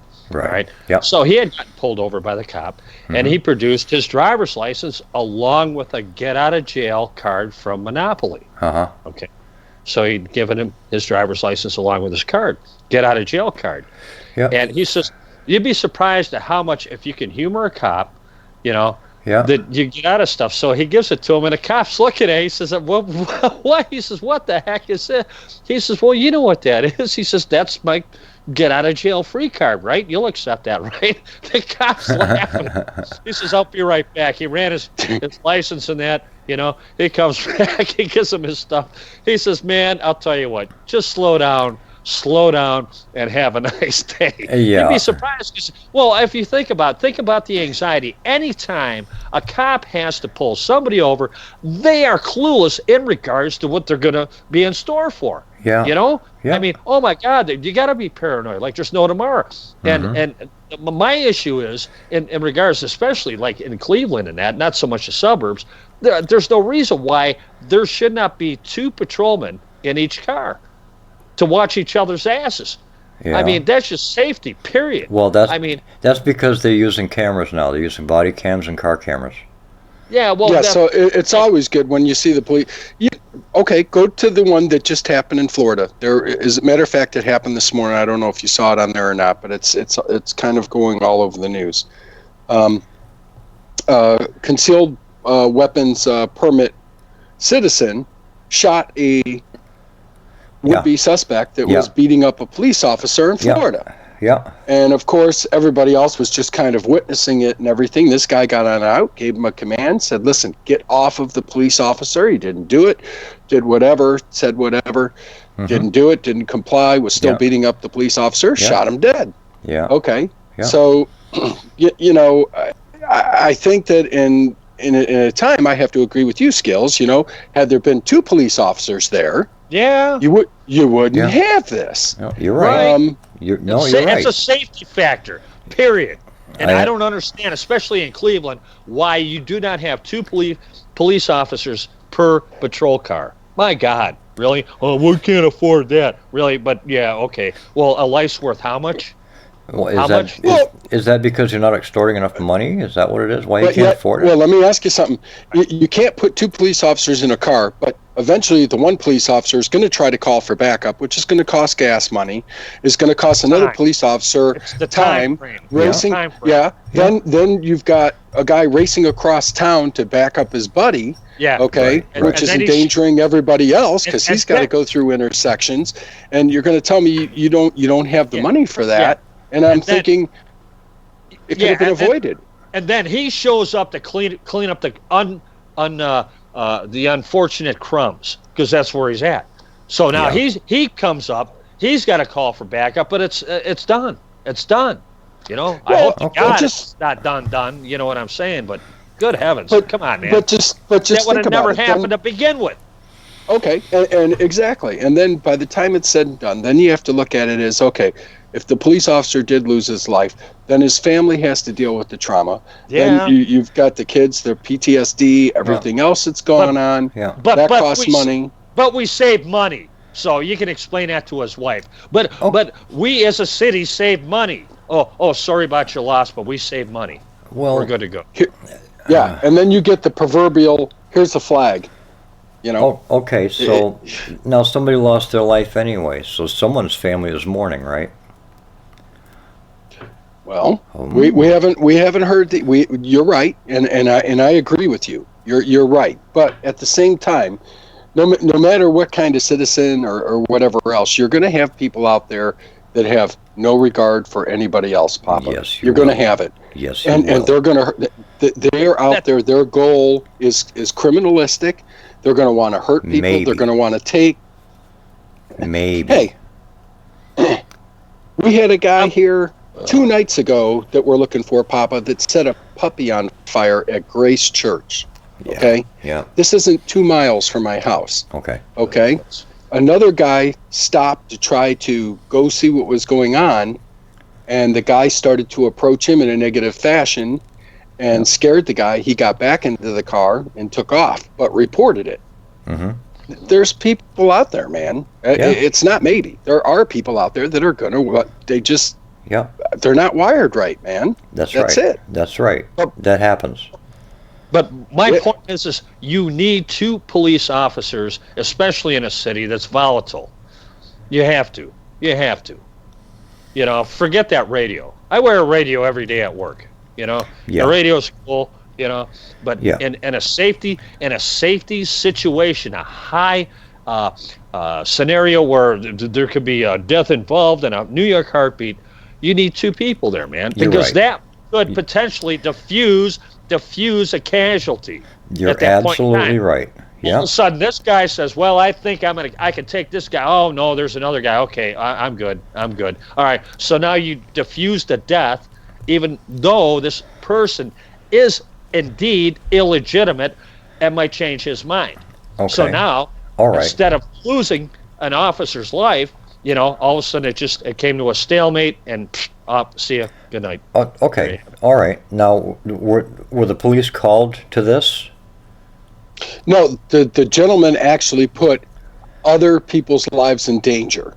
Okay. And he did that because of his erratic driving.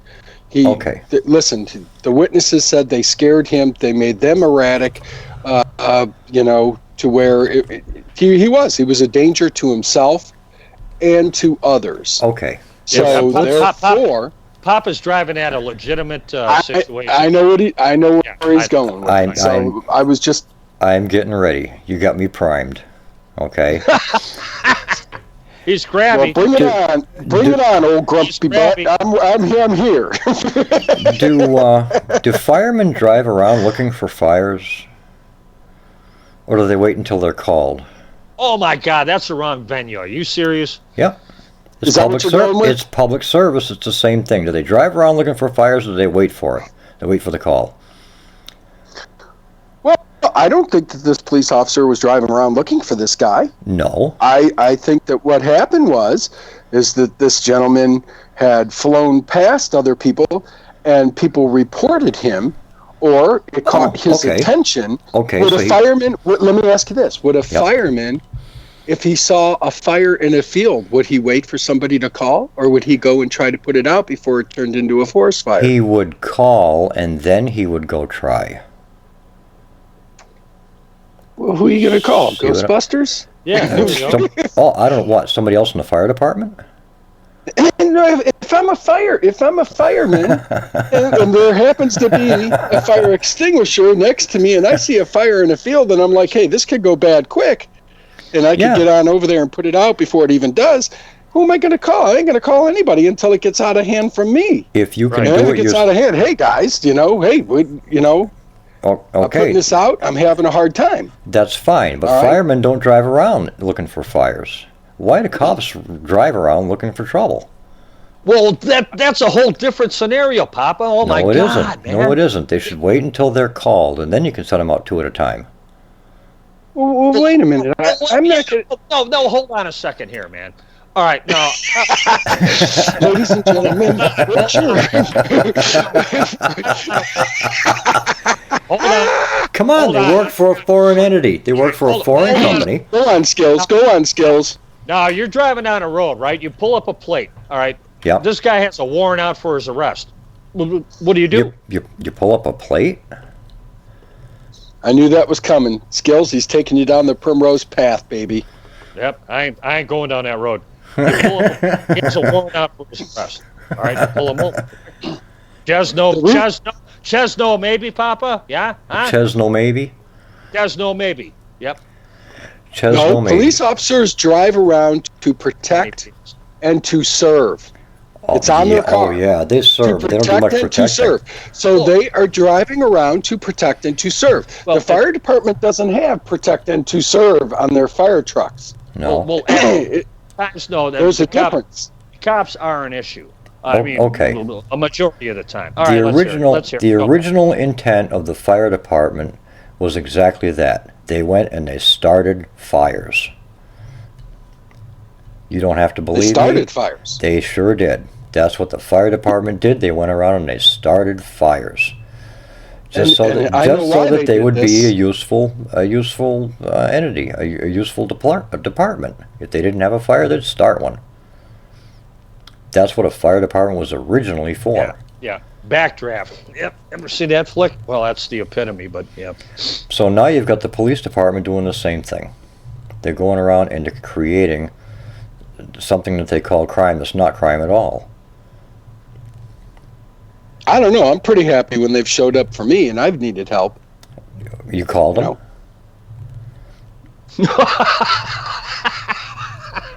No, but I was pretty happy that sometimes the guy let me go. I had questions when other people called them. You crabby bastard, man. You're really starting a lot of crap here. The cops show up at my house. What are you doing here? I didn't call you. Well, I didn't call them. Somebody else did, but I So was what are happy you they were doing here? there. You're trespassing. I didn't call you. You're trespassing on my property. Bye-bye. I liked them okay. I let them in. Well, that's you. What did I wasn't doing anything wrong. Somebody else called them and I let them in. Hey, come on in. You want a cup of coffee? Well, somebody else called them. Yeah. And it was enough to They make thought them I- what? And it was enough to make them go to your home, huh?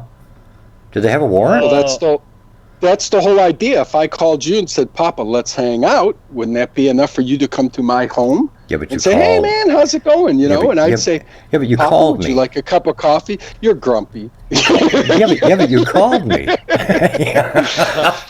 Well, I would call them. Michael, apparently you and myself are taking on Papa right about now. that crabby prick. But my job sometimes it isn't to protect and to serve. Okay, one, I'm self-serving. Everybody knows that about me. No kidding.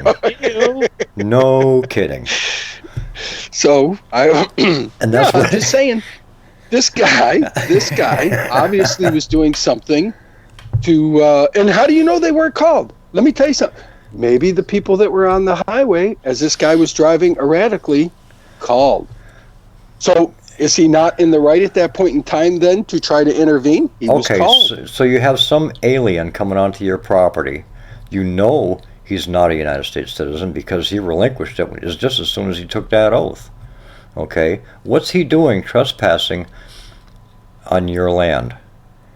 I called him. This man, well, because you called him. Now you're asking for it.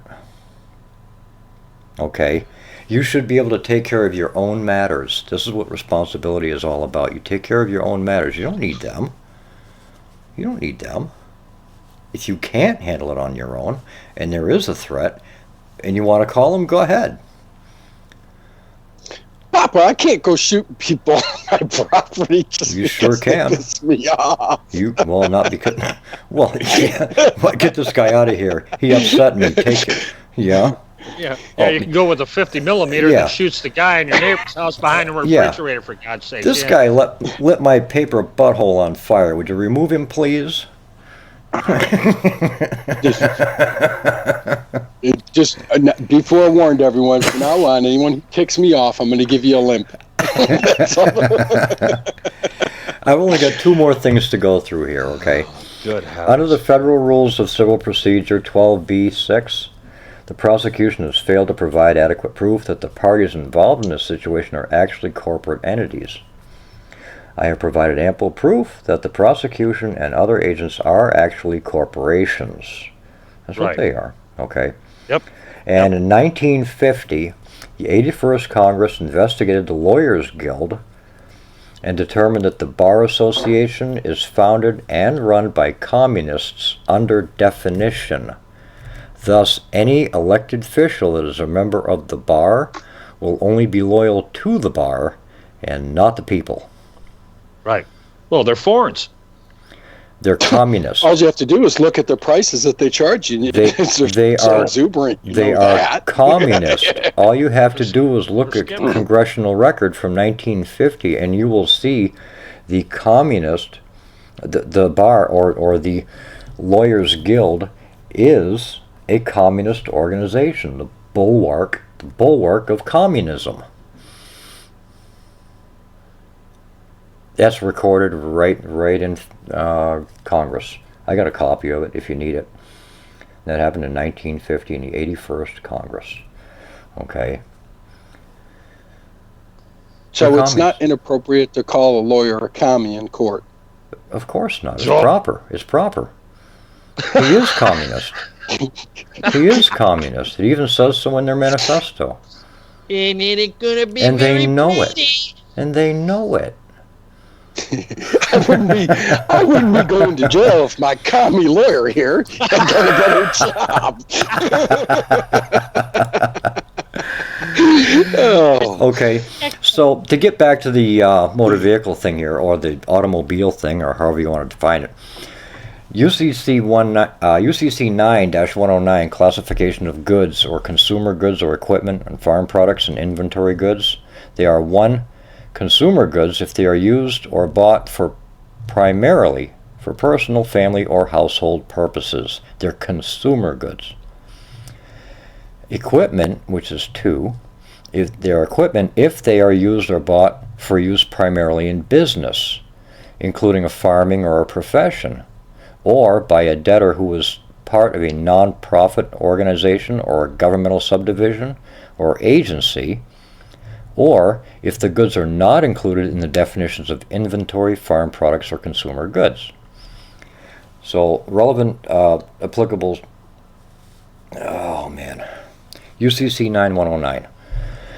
There's a real distinction between goods purchased for personal use and those purchased for business use.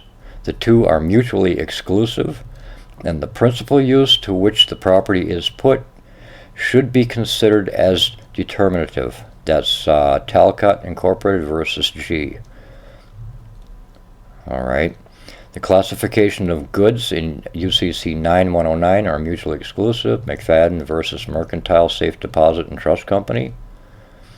Automobile purchased for the purpose of transporting buyer to and from his place of employment was consumer goods, as defined in UCC 9-109. That's Malicote versus Volunteer Finance and Loan Corporation. The provisions of UCC 2-316 of Maryland, actually UCC, do not apply to the sales of consumer goods, a term which includes automobiles, whether new or used, that are bought primarily for personal, family, or household use. And that's So we're all driving tractors.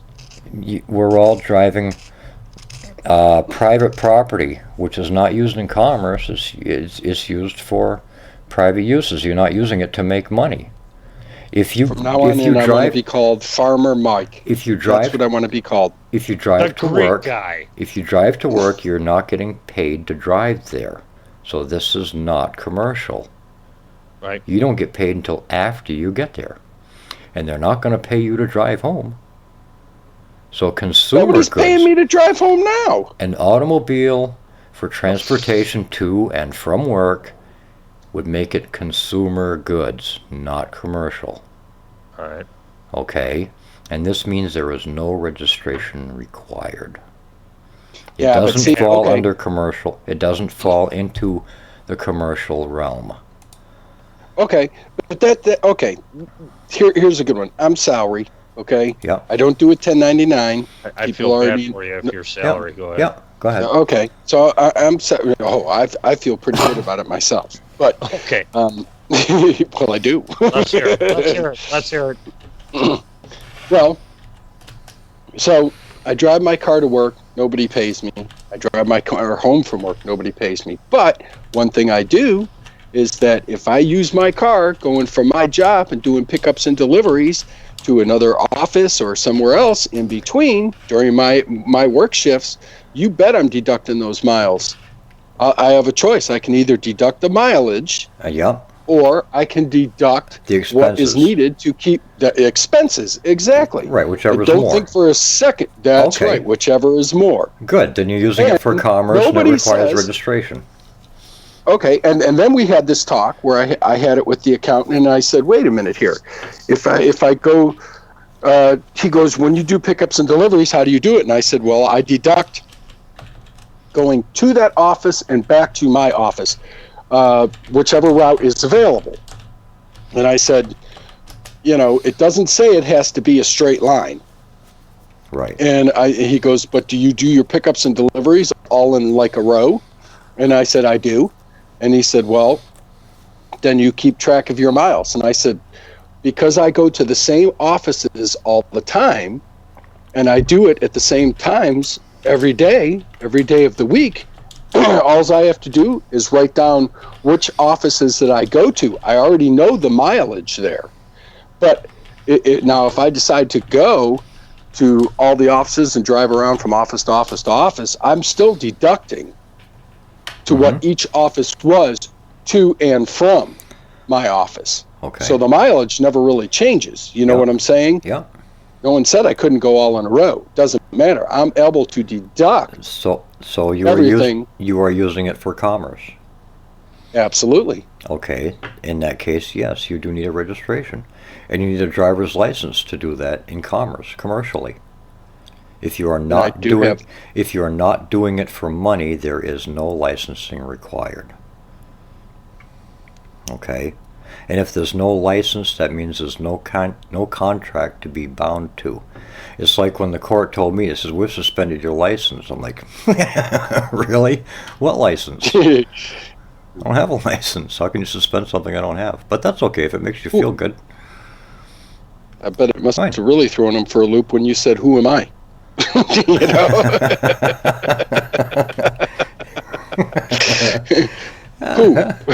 So you kind of get the gist of pretty much what's going on. If you're not using it to earn money, it's not commercial. It's not commerce. It does not require a license. Oh, and by the way, when you get a marriage license, you've now brought the state into it because you have to abide by their rules. What they do is they take your certificates of live birth and they create a merger. They destroy the original and they retype it. Oh, wait a minute. Who said anything about a license for getting married? What I about common did. law? I did. What about common law? What They're about all common law? licensed. It's you're bound, man. It sucks. Common law is fine. If you want to bind yourself with the one that you love, you are best to do it with an affidavit and have it notarized, and that makes it official. It keeps the state out, and you still have your separation of your certificates, which means you have not merged into one corporate entity. So when I went to the courthouse, to the county courthouse, the registry of deeds, and I took in my I recorded my certificate of live birth. They looked and they said, "Oh, we usually get death certificates. This is very rare when we get birth certificates, and this is the only one I've ever seen that is handwritten." And I said, "Yeah, you know why that is?" She said, "Why?" Lack I of said, marriage. "Because I've never been married." Bingo. Oh, when those 3 words can hurt you. I thought it's 2. I do. Yeah. No, Unreal, it's huh? I love you. It starts with I love you. And then the next 2 are yeah. do you wanna?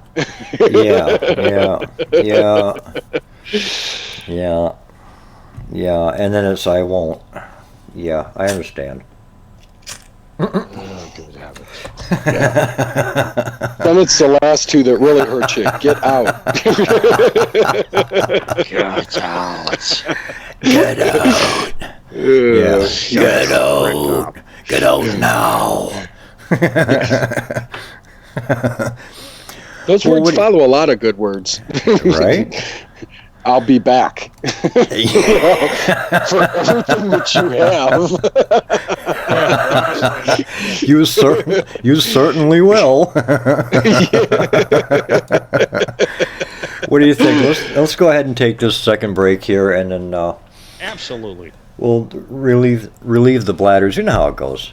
And you're listening to Show Us Don't Tell Us on the LNM Radio Network, and we'll be right back.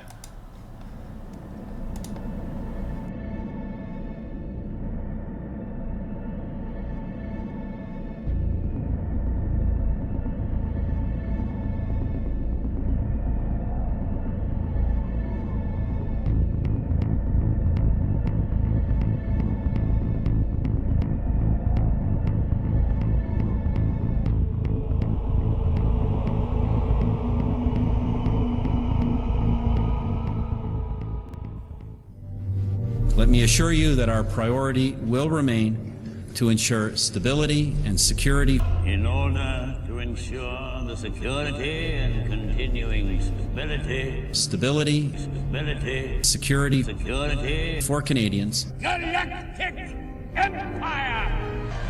So this is how liberty dies. With thunderous applause.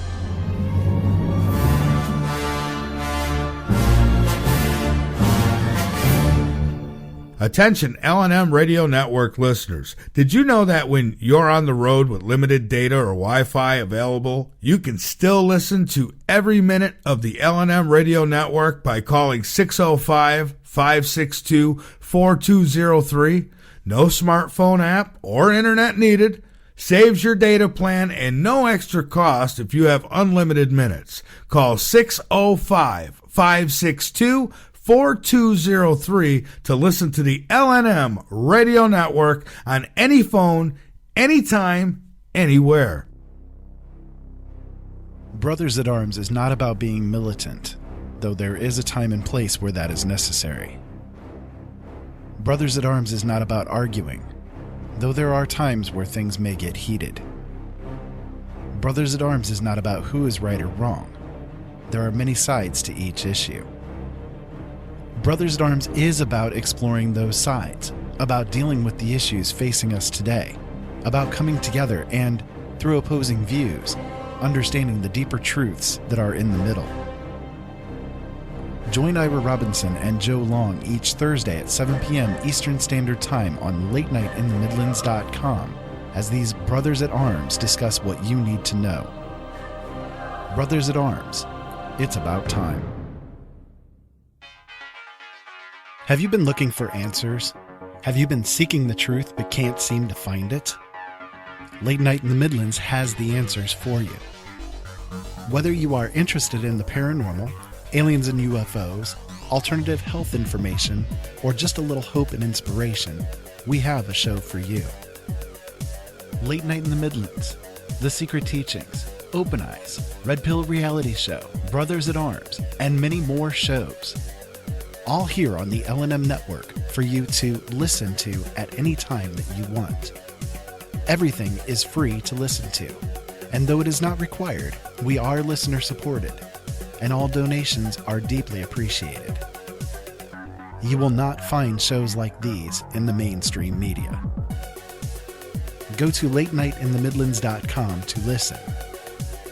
The L&M Network, where the truth has no fear. This is TJ Sanfilippo, host of Navigating the River Styx. Join us each and every Thursday night at midnight here on Late Night in the Midlands Radio Network. Together, we will traverse the forbidden waters of the paranormal, the occult, our hidden history, conspiracies, and things that dwell in the darkness and the deep. Come, grab a seat by the fire away from the night that is closing in. I have tales to tell you. When the clock strikes 12, I invite you to join us here on Late Night in the Midlands Radio Network. Until then, stay safe. The L&M Radio Network and Late Night in the Midlands depends on you, the listener. Without you, there would be no us. So help us continue to bring you the best guests with the best information and subscribe today. Information on becoming an L&M subscriber can be found at the top of LateNightInTheMidlands.com. Just click the About Subscriptions tab and become part of the family while helping the truth stay alive. And while you're at it, maybe subscriptions aren't for you. A one-time donation helps as well. Click that donate button on the right side of LateNightInTheMidlands.com and help us help you.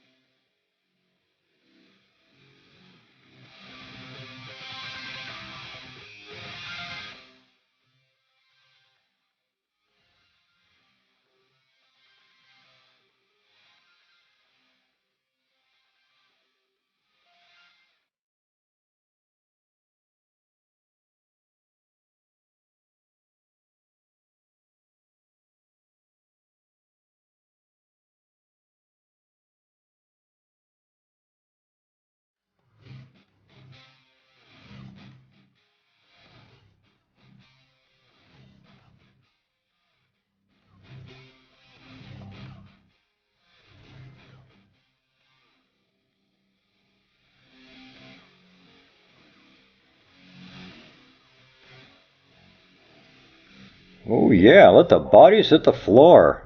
Yeah, buddy, I'll tell you. I don't know if you're enjoying the show tonight, but I sure hope you are. Anyway, we are back, and if you like this stuff, head on over to L&M Radio or LateNightInTheMidlands.com and click on that donate button. Help keep us on the air because we like doing this stuff. This is the stuff that everybody needs to know. But I'm not telling you anything you don't know. Anyway, welcome back, guys. Guys and gals, like Papa had said, I echo those same sentiments. Yeah, man, I'll tell you, we have archives like there's no tomorrow in regards to numerous amounts of subjects. Please donate, man. That way you'll have a chance to get to all the archives.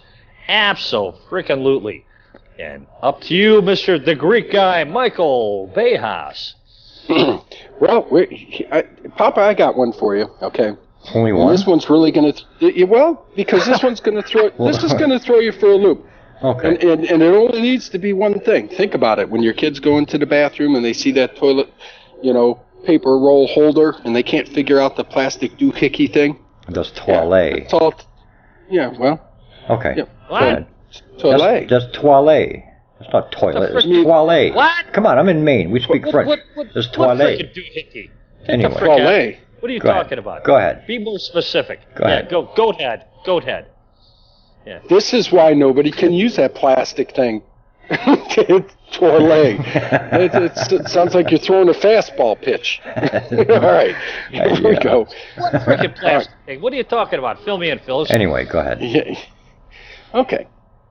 In Canada, if you're driving a car, okay, even if you're from the United States or not, and you have a radar detector, okay, and they do their little beep beep beep, hit you with the laser or all the newfangled different things, and all of a sudden you hit the brakes.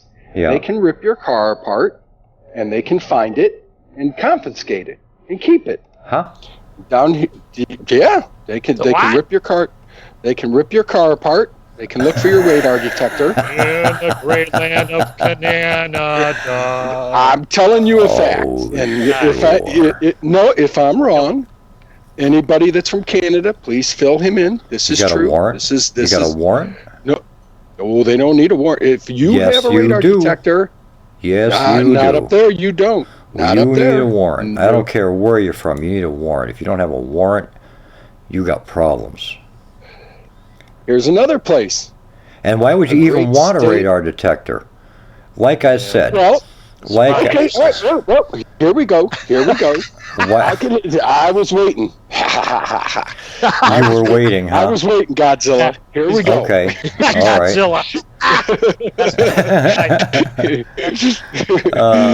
All right. I got a caller, but I'm going to have to call him back. Anyway, go ahead. If somebody is monitoring me going down the highway without my knowledge, they have the right to monitor me, then I have the right to know about that monitoring that they're doing. Well, if I'm going down the highway, okay, and they're using a radar detector or a laser detector or whatever kind, whether it's X or band or whatever, I have the right to know that. I have the right to know that I'm being monitored. Well, you are to assume that they already have one, but they're going to have one anyway. Why am I to? Does that go along with that thing? Like, did you call them? Well, no. So why would they have the right to monitor me? I have the right to know. Yeah, but what laws? Yeah. Here we go. Now we're back to the same thing. Who says that this applies to me? What law says this applies to me? I'm not running in commerce. We've got a call. You're right. We got a call. Wade is on the line. Wade, welcome. And what you don't realize, Michael, is the same SOBs that make the radar are the same ones that make the radar detectors. So why would you even want one? Why would you even want a radar detector? Those laws don't apply to you. Did you sign a contract? If you have a driver's license, you signed a contract. Okay, then it's up to you. How about I just like their product? Can I have that product? Can I pay for it? Can I buy it? Yeah. Can I not implement it? Okay. All right, so you've got me. Right. So you found out I'm using a. Good, great. Do you have a warrant? Do you have the right to bear arms? Yes, I do. You do, right? I sure do. So you have the right to own a Smith & Wesson? Yep. A Springfield? Yep. Okay. Yep. Anything I want. Okay. But if you get caught with one and you don't have a concealed weapons permit... Doesn't matter to me. For two reasons. One, I'm in the state of Maine.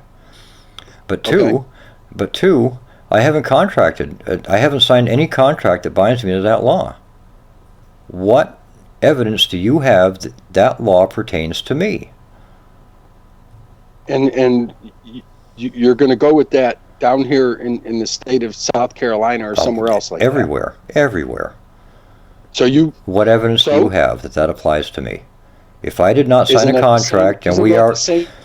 That's the same premise with the radar detector. If I did not sign... What law does that bind to me? That's right. If I have one of those, okay. If I did not sign a contract that allows you to do that, then what law says that I am bound to that? There is none. Okay. Does that apply to a registered gun too? Well, if you register a gun, then it's different because you've agreed to the registration terms. See what I'm saying? But if you're riding with an unregistered gun and you don't have any ammunition in it and it's sitting beside your side, it doesn't matter.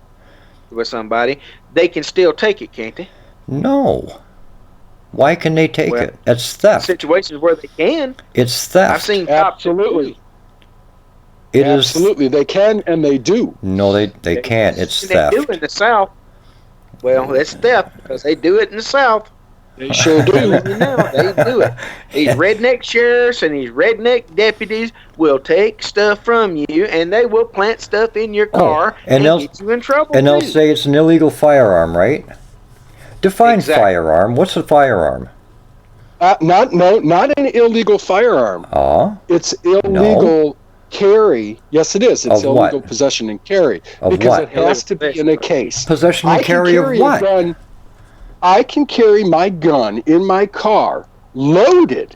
Okay, one in the chamber. But Yeah. if I have it in Yeah. a case, or Yeah. I have it in my glove compartment, or Yeah. I have it in my somewhere that it is. But it's illegal I can carry possession that. of what? Of a firearm. Define firearm. You know what a firearm Define is? arms. You know what a firearm Define is? arms. No, they say it's a firearm, right? A firearm is a rifle with a barrel 16 inches or shorter. Period. End of story. That is a firearm. Well, there's a lot of sawed-off shotguns in the South. I guarantee you that. Well, that's a firearm. All right, Okay. I've heard enough. I'm taking off my pants. Go ahead, guys. So, Are you greasing up too? okay, anything with a barrel longer than 16 inches, well, actually longer than 16 inches, is not a firearm. It's not called a firearm. You don't need a license.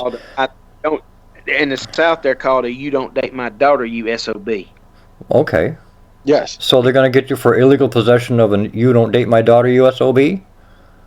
Could be. That's much what they'll do. I mean, down here things are a little bit different. How many people we have from Canada? The law is the law. I ain't letting this one go. How many people do we have from Canada that can tell Papa that if they take a quick snapshot with a radar gun of a car, yeah, they can pull that car over and they can take that car apart until they find that radar detector if they believe there's one in there? Where's your warrant? Where's Where's their warrant? No, hey, suspicion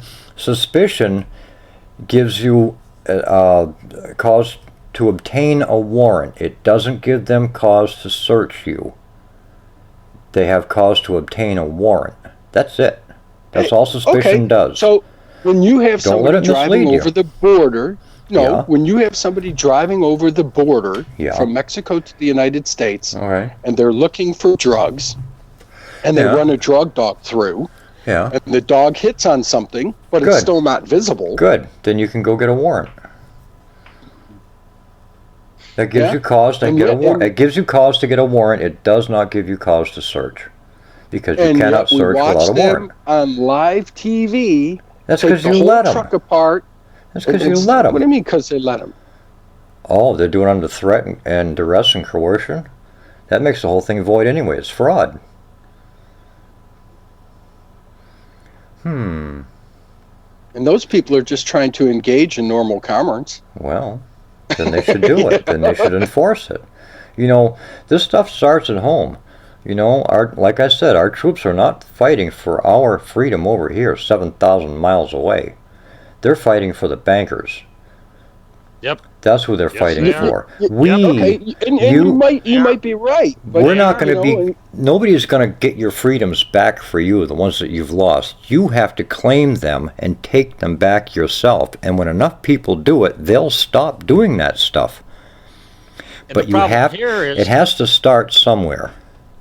Problem is when the bankers feel as though they start going down, guess what? Another war. Oh Mhm. yeah, it generates income from them. Not only that, it steers you off of the hell-bent path that you thought you were on. It's like, well, we'll just throw another adversity in here. Yeah. Right. So, you know, like I said, you know, if the dog hits on your car, great. You have probable cause to get a warrant. Get a warrant. My timer starts right now. You're on the clock. I'm charging you by the hour. Okay? And how much can you charge them? Hey, for using my name, it costs them $500,000 plus triple plus damages. Oh, well, plus triple damages plus costs. So you're looking I at hate it $2 when million you plus costs. Okay, that's just for using my name. How much you got in your wallet right now? That's using for your all caps name. I don't carry a wallet, and Or I don't. purse. I don't carry a wallet, and I don't use Federal Reserve notes because Federal Reserve notes have stipulations that come with them, and I'm not going to bind myself to those stipulations, so I don't use them. But that's my point. Now, I trade. now you're going to charge them for something, and what do you mean? What are you going to do? Ask them for a bottle of honey next? Come on. I mean, so- all of a sudden, Papa's so bitchy tonight he's carrying a purse, for God's sakes, I tell you. I'm telling you, when I leave home, I don't even take an ID with me. I just go. Well, you're definitely not up for an American Express, commercial. No. Don't leave home without it or whatever it is. Carl Bolden. Absolutely. That's right. You're right, Cooter. You're right, Cooter. It's theft. It's theft. Without a warrant, it's theft. Go ahead. In Oklahoma now, they have a new law. Oklahoma's okay. When they pull you over, they can take your wallet and get your money, and they can take any gift cards you have and take money out of your bank account. Oh, and explain that one to me, because it's illegal theft? now. Oh, well, Cooter's talking about Texas. Okay, he's talking about now. Texas is a little different. It's illegal if you're a foreign citizen. It's legal. It goes state to state. It goes state to state on different things. And Cooter, his barber probably has a gun. Okay, I mean, it's legal if you are a foreign citizen, such as a citizen of the United States. If you claim to be a citizen of the United States, which is actually only a piece of paper, I don't know how you could be, but if you're a citizen of the United States, which again, this is Washington, D.C., I don't know how you could be, but if you claim to be a citizen, not knowing any different, yeah, that's the way it's going to be. See? Look at Cooter. He says, everyone down here has a gun. See, his barber's got a gun. Same thing up here in Maine, I mean, there's a lot of land up here. And that keeps crime down, man. Believe me. You're right. It does. Hey, listen, I'm all for it. Okay? Mm-hmm. I'm all for it. I always have been. I am super protective of my Second Amendment rights. I believe me, everyone should be packing. And today was a prime example. The guy in Florida. Yeah. It cost one person their life. Always sad, but it saved another person their life. Yeah. So. I mean, there was physical harm being done. You don't do physical harm. You don't do any harm. That's the whole thing. Do no harm. That's what it's all about. Okay? As long as you're doing no harm, you're not harming anyone, you're not breaching the peace, there's no crime, there's no victim, right? No victim, no crime. Okay? You're dealing with a foreign state. You're an enemy to begin with. Okay? That's the whole thing. Define crime. Anything that has a victim, any place where a victim has lost something, has suffered a loss, or damages, that's crime. Damages or a loss. That's right. Yeah. That loss of memory. Yep. No victim, no crime. Like this possession. Oh, you got felony possession. Really? Seriously? I'm offended. Oh, That's a crime. I feel bad for you paper above all guy. But they're not going to tell you this. They're going to kick and scream like babies, the same as everybody over there. And I'm not even going to go there with the voting. But it's no different, okay? Because they want things their way. And you're telling them, look, according to your law, this is not how it goes. And once you point out their law to them, they have to back off. Because they know their law. They just figure you're gullible and you're going to suck it up, Buttercup. You have to show them it's not going to happen. Right. But you have to be reasonable when you do it. Okay? So when you're getting people eventually, somebody's going to get beat down one day, and then all of a sudden it's going to be, but it's your laws. It's your laws of following. There you are. I'm following your law. Hey, if you can show me where I'm wrong, I'd be more than happy to entertain it. But if you can't, we might have a little bit of a problem here. But it's not we that would have the problem, it's more you. Because I am complying. I am complying with the law as you have written it.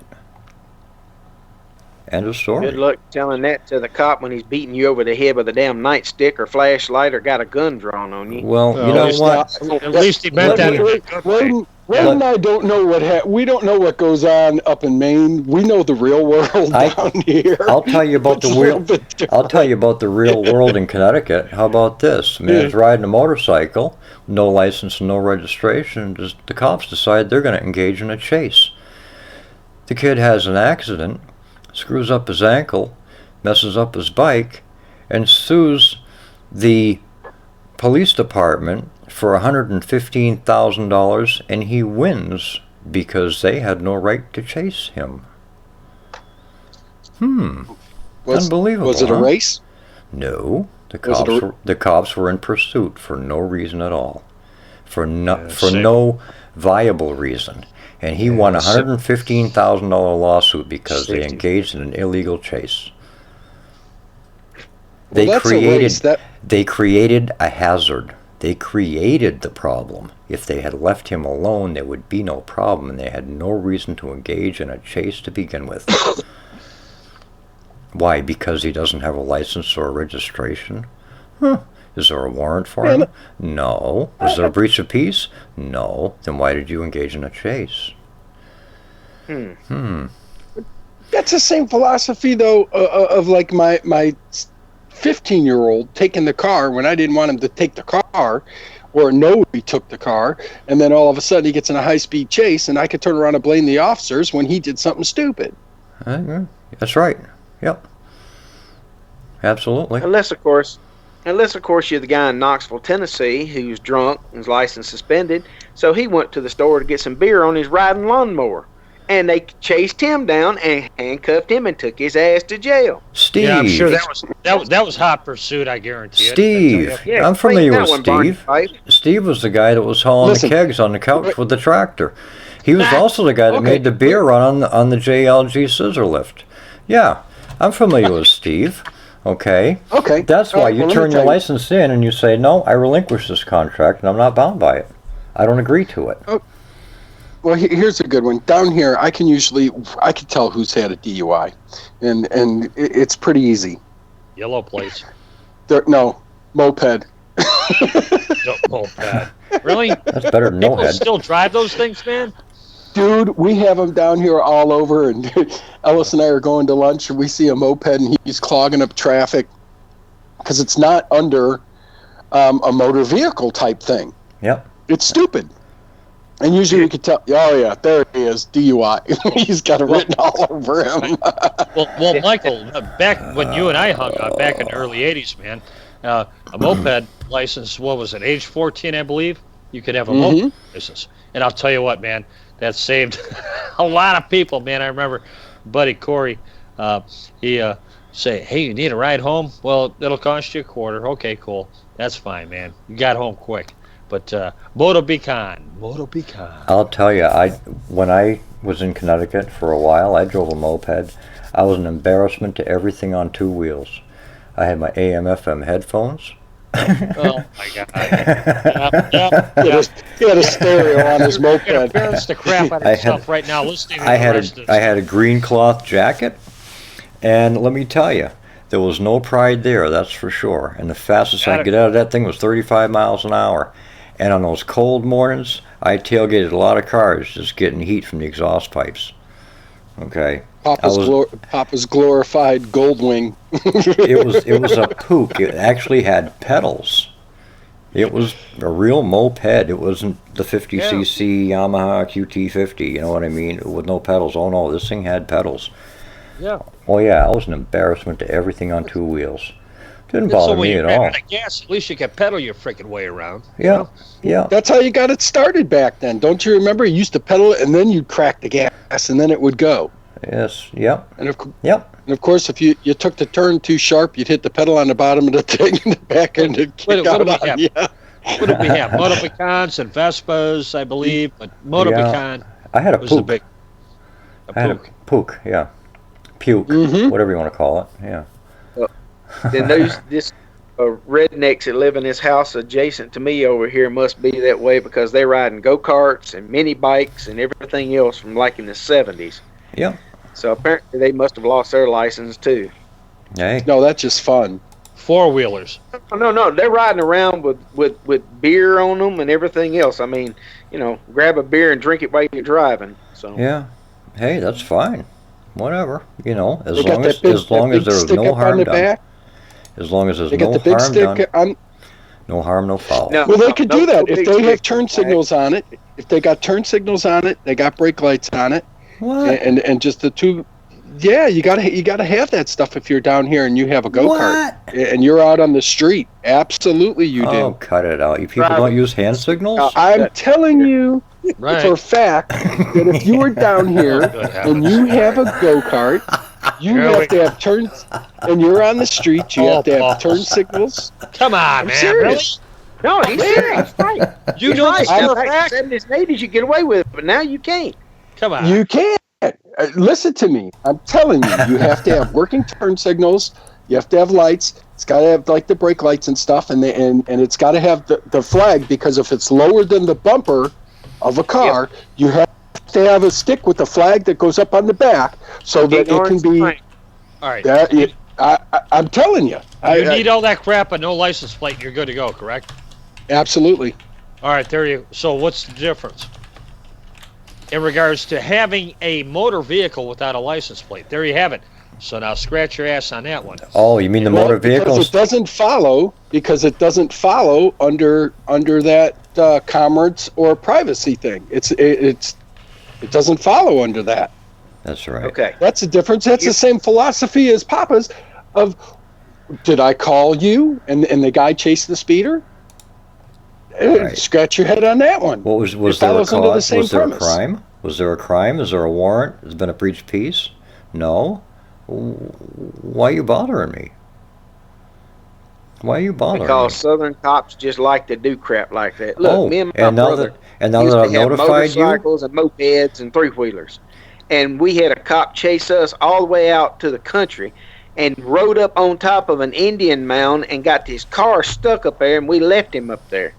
He comes back afterwards with a tow truck, gets it towed, calls our house, sees if Dad's home, comes over to the house, tells Dad. Dad said, "Why are you chasing the boys? All they doing is riding motorcycles and three-wheelers. That's What did right. they do?" Your dad was right. And it was he couldn't come up with anything. Dad said, "I tell you what, I won't let them come into town anymore on a motorcycle except get gas and come straight home." There you Unless go. they were trespassing. Right. We're talking they're about good a to go. town of 3,000 people now. Yeah. Yeah.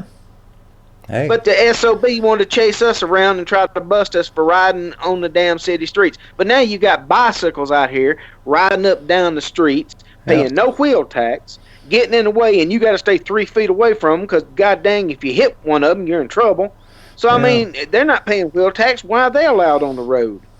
Right. Okay, and in South Carolina, if you're on a bicycle and you're on the street, guess what? You have to follow the same laws as the cars. You are entitled to that lane.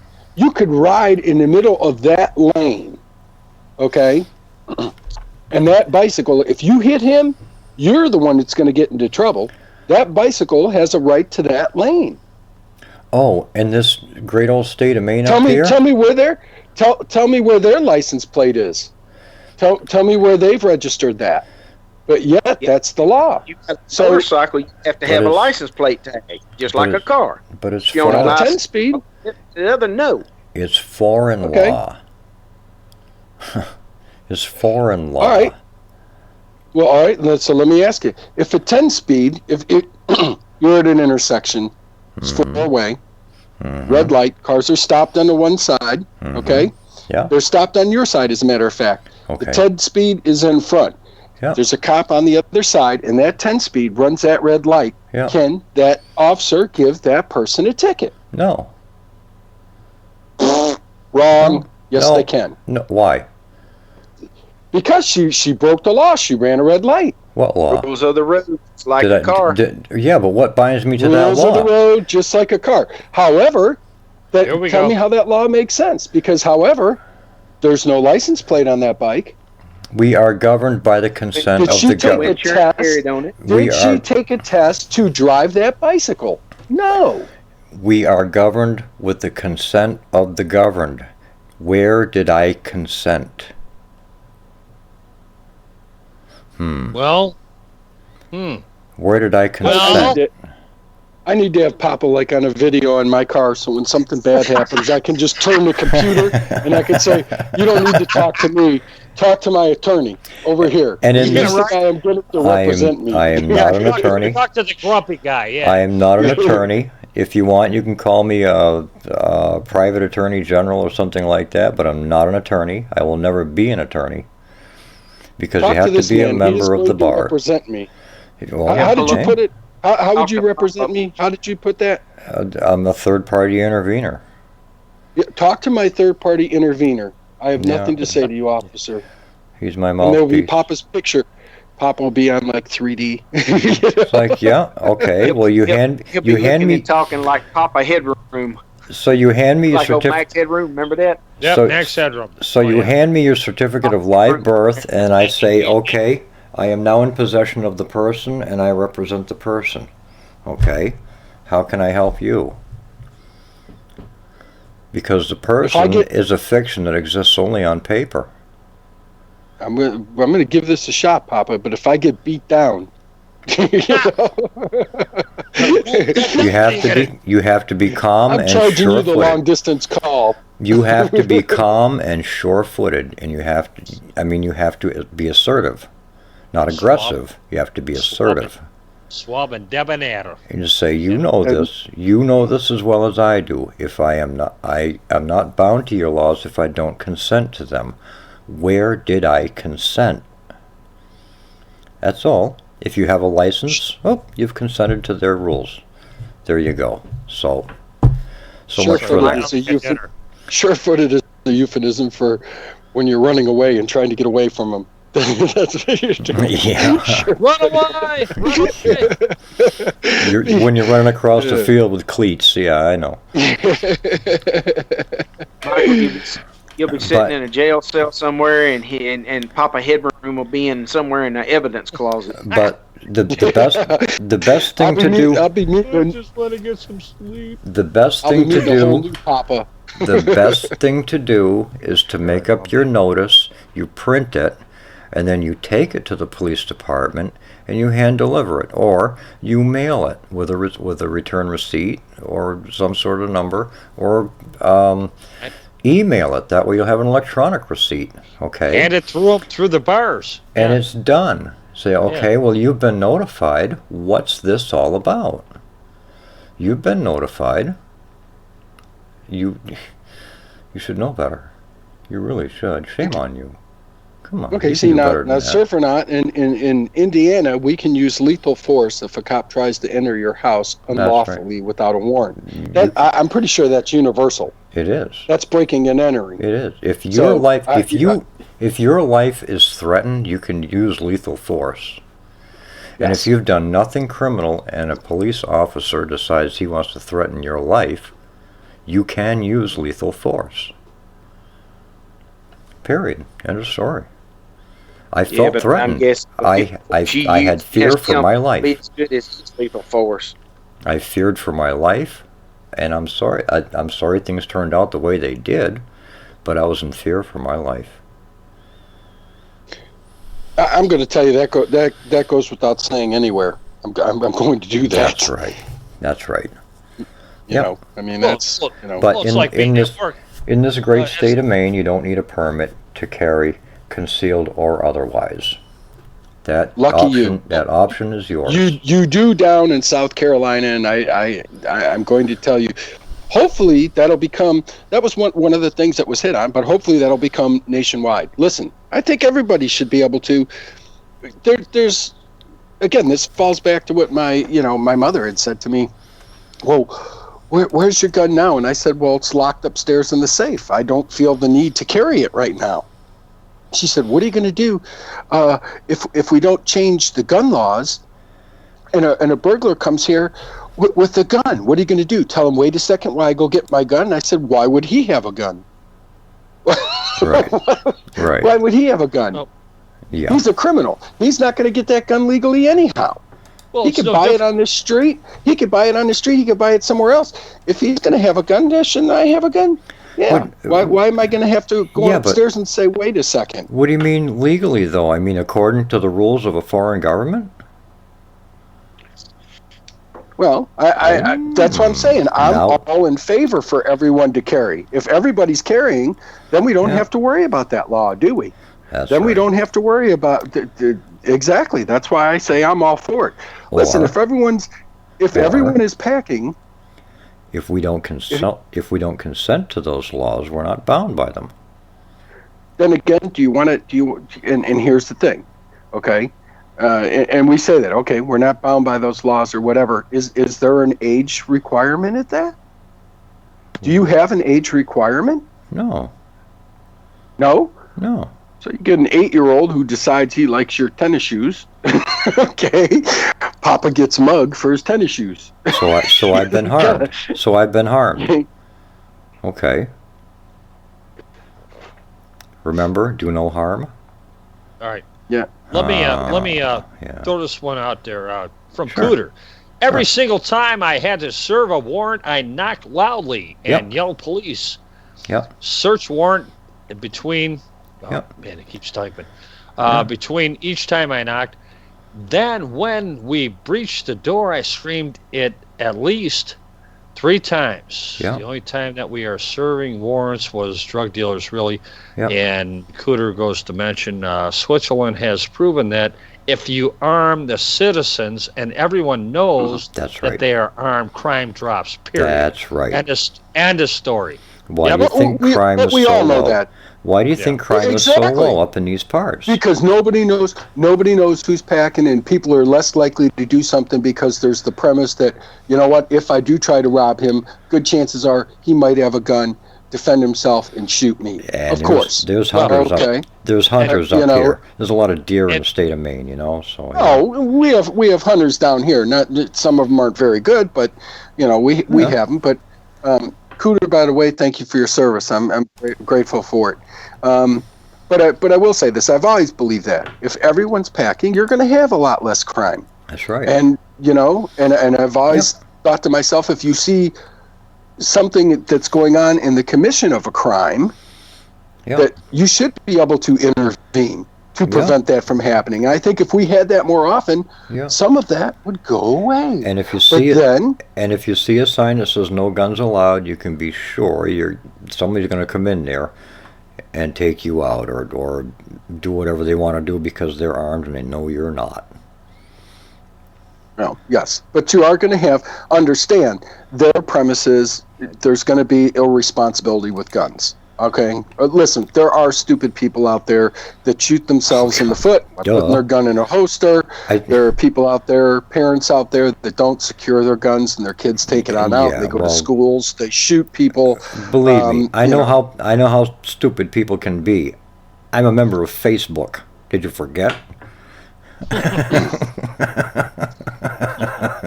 Is that an argument or an agreement? That's an agreement.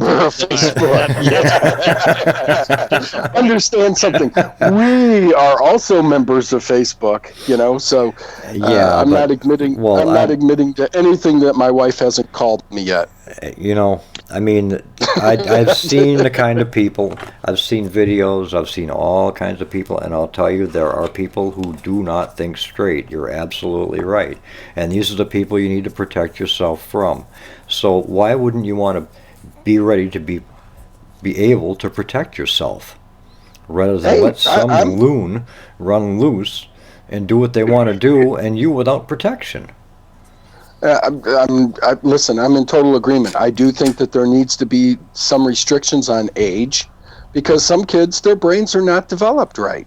There is no way I would put a gun in my son's hand, my younger son, with the problems that I've had, nor would I want him to have it because I know he would do harm. And just because he'd make poor judgments and stuff like that. So in that case, okay, you're going to have that. So where do you have it? Where do you draw the line?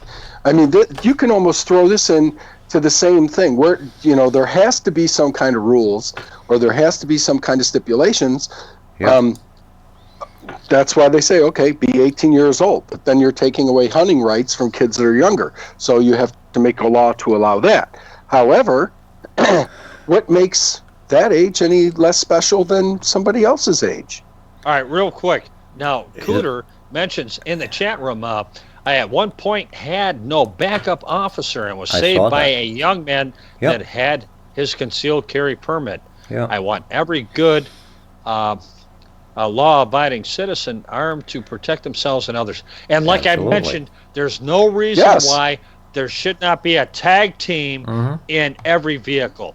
I'm telling you, it costs too much money. Bullshit. Well, that's fine, but they don't. They piss away so many tax dollars. They can't afford to have two people in one vehicle. I'll tell you what, I'm stressed over that. That's ridiculous, man. Okay. I hear what you're saying. I agree with you. I hear what you're saying, but these guys I agree 100%. They're cruising around doing nothing. They're looking for a way to make money. No, that's not true. It is true. It is true. No, I'll agree with It is Michael true. here. I can agree I disagree with that to a certain extent, but Because depending on what city you currently are in. All right. Let me ask you a question, Papa. Hang on. Let me ask you a question. Yeah. There we go. We know how you are. You're doing nothing wrong. Okay, you're having a cup of coffee. We're getting ready to do the radio show. Some punks come on up to you. They start beating you down.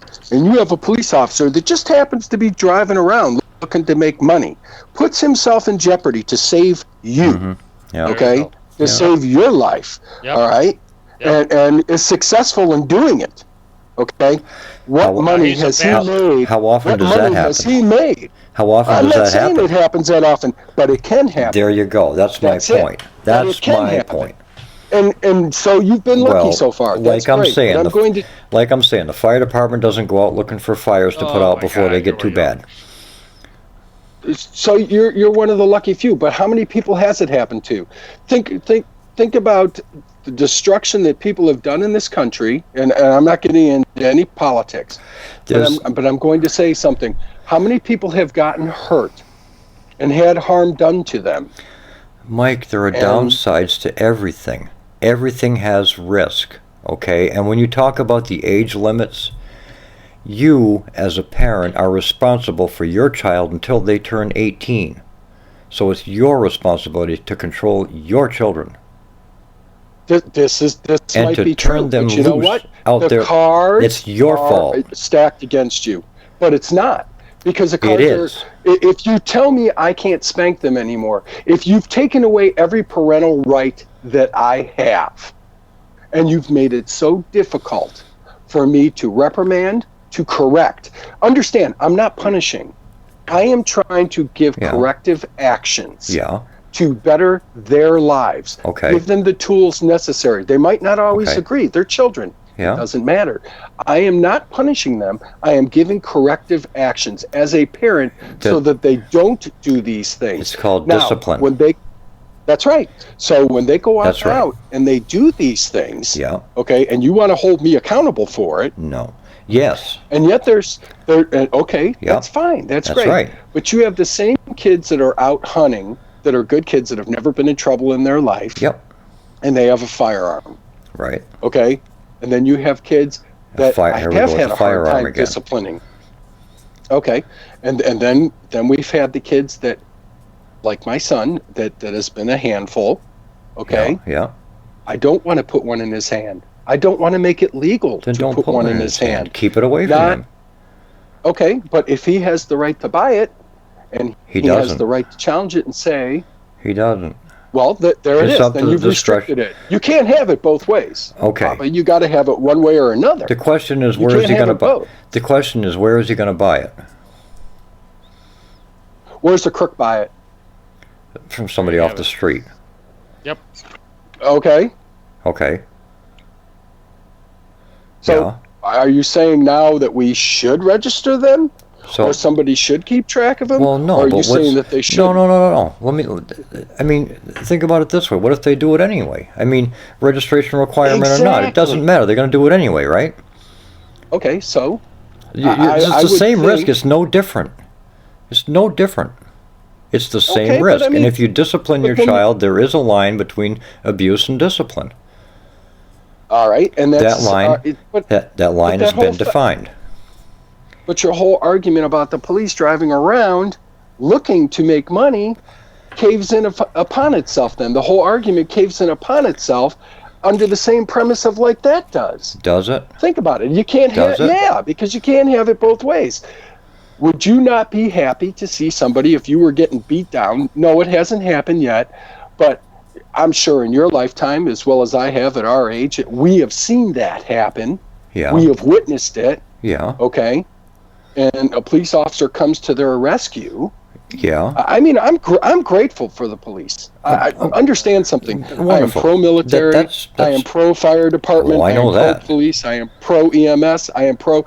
Yeah. These people are they're my heroes. Yeah. They are. Yeah. And I look at them that way. Yeah. But They're at the same time, I don't want to put them at a disadvantage. This is why I agree with Skill saying, put two of them in a car. Yeah. God bless. Put two of them in a car. Yeah. That's safety. You're baby. saving. You're saving money. You're giving. You're able to do that. It's safety. It saves lives. Isn't that what we're in the business for? Saving lives. Are we not in the business on this earth? Who cares about the rest of this crap? The bottom line is, on this earth, we are here to love one another, to care for one another, to take care of one another. We'd you like know what? to think If we, so. I love it. But wouldn't go you like to think so? Yeah. Yeah. And we're here to do that, and they're Well, here to do that for me. I what don't I- think they're just out there to make money. I They're mean- out there to Well, make a few of what them a are. selfless. That's a fact. Okay. That's a fact. Especially in But North that's Olmsted, everything. Michael. Yeah. Yeah, but Right. that's with anything. If you you know were- that as well as I do. Just like we have criminals. Yeah, you're going to have a bad element. I mean, that goes with anything. But I'm not going to take away the 90% of the police officers that do a excellent job, that put their lives on the line every day. So, Okay? so You get up. Their families are at home because it's a more dangerous job than what I do. I'm So, a dental tech. I make people smile. I give them back their maybe something mentally, a smile, whatever. Great. I do. I serve people. Great. So, But- am I going to be allowed to respond? Yes. Go ahead. Okay. You are now. Why, thank you, Papa says. Why, thank you for your courtesy. Yeah, I'll say it for him. Go ahead, Papa. And how many times do they don't make it on time? Okay. Well, Well, And if then you had usually- two, And then if usually you had two in a frickin' vehicle, you wouldn't have to call for backup. I understand that. I totally get it. All right. so But now why? you're waiting for a call. Why are they pulling people over who don't have registrations and aren't required to have them? No, it's the apples and oranges. Okay. All right. What they're doing is that they're creating these bonds. They're creating these performance bonds and payment bonds, and they're paying themselves right out of the gate. And then when you show up, they take the fidelity bond. Combined. It's done. They're doing this all with bonding. They're taking your money anyway. Okay. Plus, they're taking it from you. They're double dipping again. All right. Well, Michael and I are talking about security as opposed to pulling you over there and handing you a speeding ticket. I get it. But the fire department can't be there to get every fire as soon as Oh, they my start. God. So the police department cannot be there to get every crime when it starts. That's what I'm saying. Well, yeah. Nobody called. Oh God. Apples and oranges. Papa, you're No, killing but you me, know what man. I'm saying. They But you know are what a I'm government. saying. They are a services provider. They are paid to provide a service. That's what they do. Okay. And what does it say on the side of their cars? To protect and to serve. Correct. Oh yeah, right. Yeah. Okay. Protect. And That's they're the key they're word. going to protect you from yourself. Well, you're going off on a tangent, but to a certain Well, extent. hey, that's what most people are going in for. Stupid Yeah, I stuff know. that doesn't matter. Yeah, where right. there's no other people involved But at some all. of that stuff is what we call self-inflicted. If I'm speeding down the road and I know I'm speeding, okay, Yeah. and I want to decide that day I want to give the government extra money, whose fault is that? That's mine. You create and an I'm accident. saying that I Was there okay, a victim? I should have the right to go on down the road if I can prove to Hey. everyone that I can maintain that speed and I can maintain the car. That's okay, your great. fault. That's your fault. You got a license and you agreed to that contract. So you agreed to their laws. Yeah. You're bound by them. He's right. God bless He's you. right. He's right. Yeah, okay, and that's okay. So I agreed to that. But you know what? I haven't had a ticket in 20-something years. So Great. Why I agreed to that or not, I haven't given them any money. Now you just jinxed yourself. There but you go. go. Ahead. There you go. Yeah. You I have don't to really agree to speak. it. I didn't agree to it. As a matter of fact, I rescinded that contract. I said I don't agree to it. Period. They can't hold me to it. Okay, so if I'm speeding, that doesn't apply to me. If I run a red light and there's no damages, big deal. It doesn't apply to me. Who got hurt? What, because you didn't like it? What, it's all about you all of a sudden? Nobody got hurt. There was no damage, no property damage. Nobody got hurt. Be on your way. If you agree to it, if you agreed to it, then you... Robbery is different. Well, if I commit... Hang on. So how often do the cops get to the robbery on time? Well, hang on. If the cops didn't get to the robbery and I'm in a bank and I say, give me the money, and they gave me the money, didn't they just agree to it? And then I walk on out. If I didn't shoot anyone and nobody got hurt, does that make it okay? No, because they did it under threat and duress. For Well, the same reason you signed. Thing is people got scared on the highway. It's the same somebody reason. Drove past. It's the same reason. If you sign that ticket, but you don't want to, you've signed it under threat and duress, and it's void. It's void on its face because it was done under threat and coercion. Okay, is that not the same thing that if people are driving down the highway and you come flying past them at 120 and you scare them and endanger their lives, is that not under threat and duress? Oh, you got scared? Really? Are you going to die like that? You're going to die that way? You're probably going to get over it. Anybody get hurt? No harm, no foul. What, you didn't like it? So what? You didn't like it. So what? I didn't like it, no, you I'm didn't just like saying, it. It's the same, but it's the same argument, though. No, it isn't. Maybe in a different. It's not the same argument, but you know what I'm saying. I mean, I agree with you, but I also you have to look at it logically too. I mean, no, I'm looking at it contractually. Yes, you are. I have to say, yes, you are. And that's logic too. So there. I mean, what can I say? God, I love you, Papa. You're crazy. Thank you. Thank you very much. So you get pulled over for a ticket, and you don't agree with what the cop's doing, and you tell him to go sexually penetrate himself. No. He don't like it. No. And he starts beating the hell out of you. Have you earned that? Well, yeah, you offended him. You offended him? Did you do anything to him except say, F off? Or whatever, No. You hurt his feelings. Oh, you hurt his feelings, yeah. Oh. But does that give him the right to yank you out of the car and beat the hell out of you? No, it doesn't. And that's assault. And that's a crime. Explain that, because that happens down south a whole hell of a lot, don't it, Michael?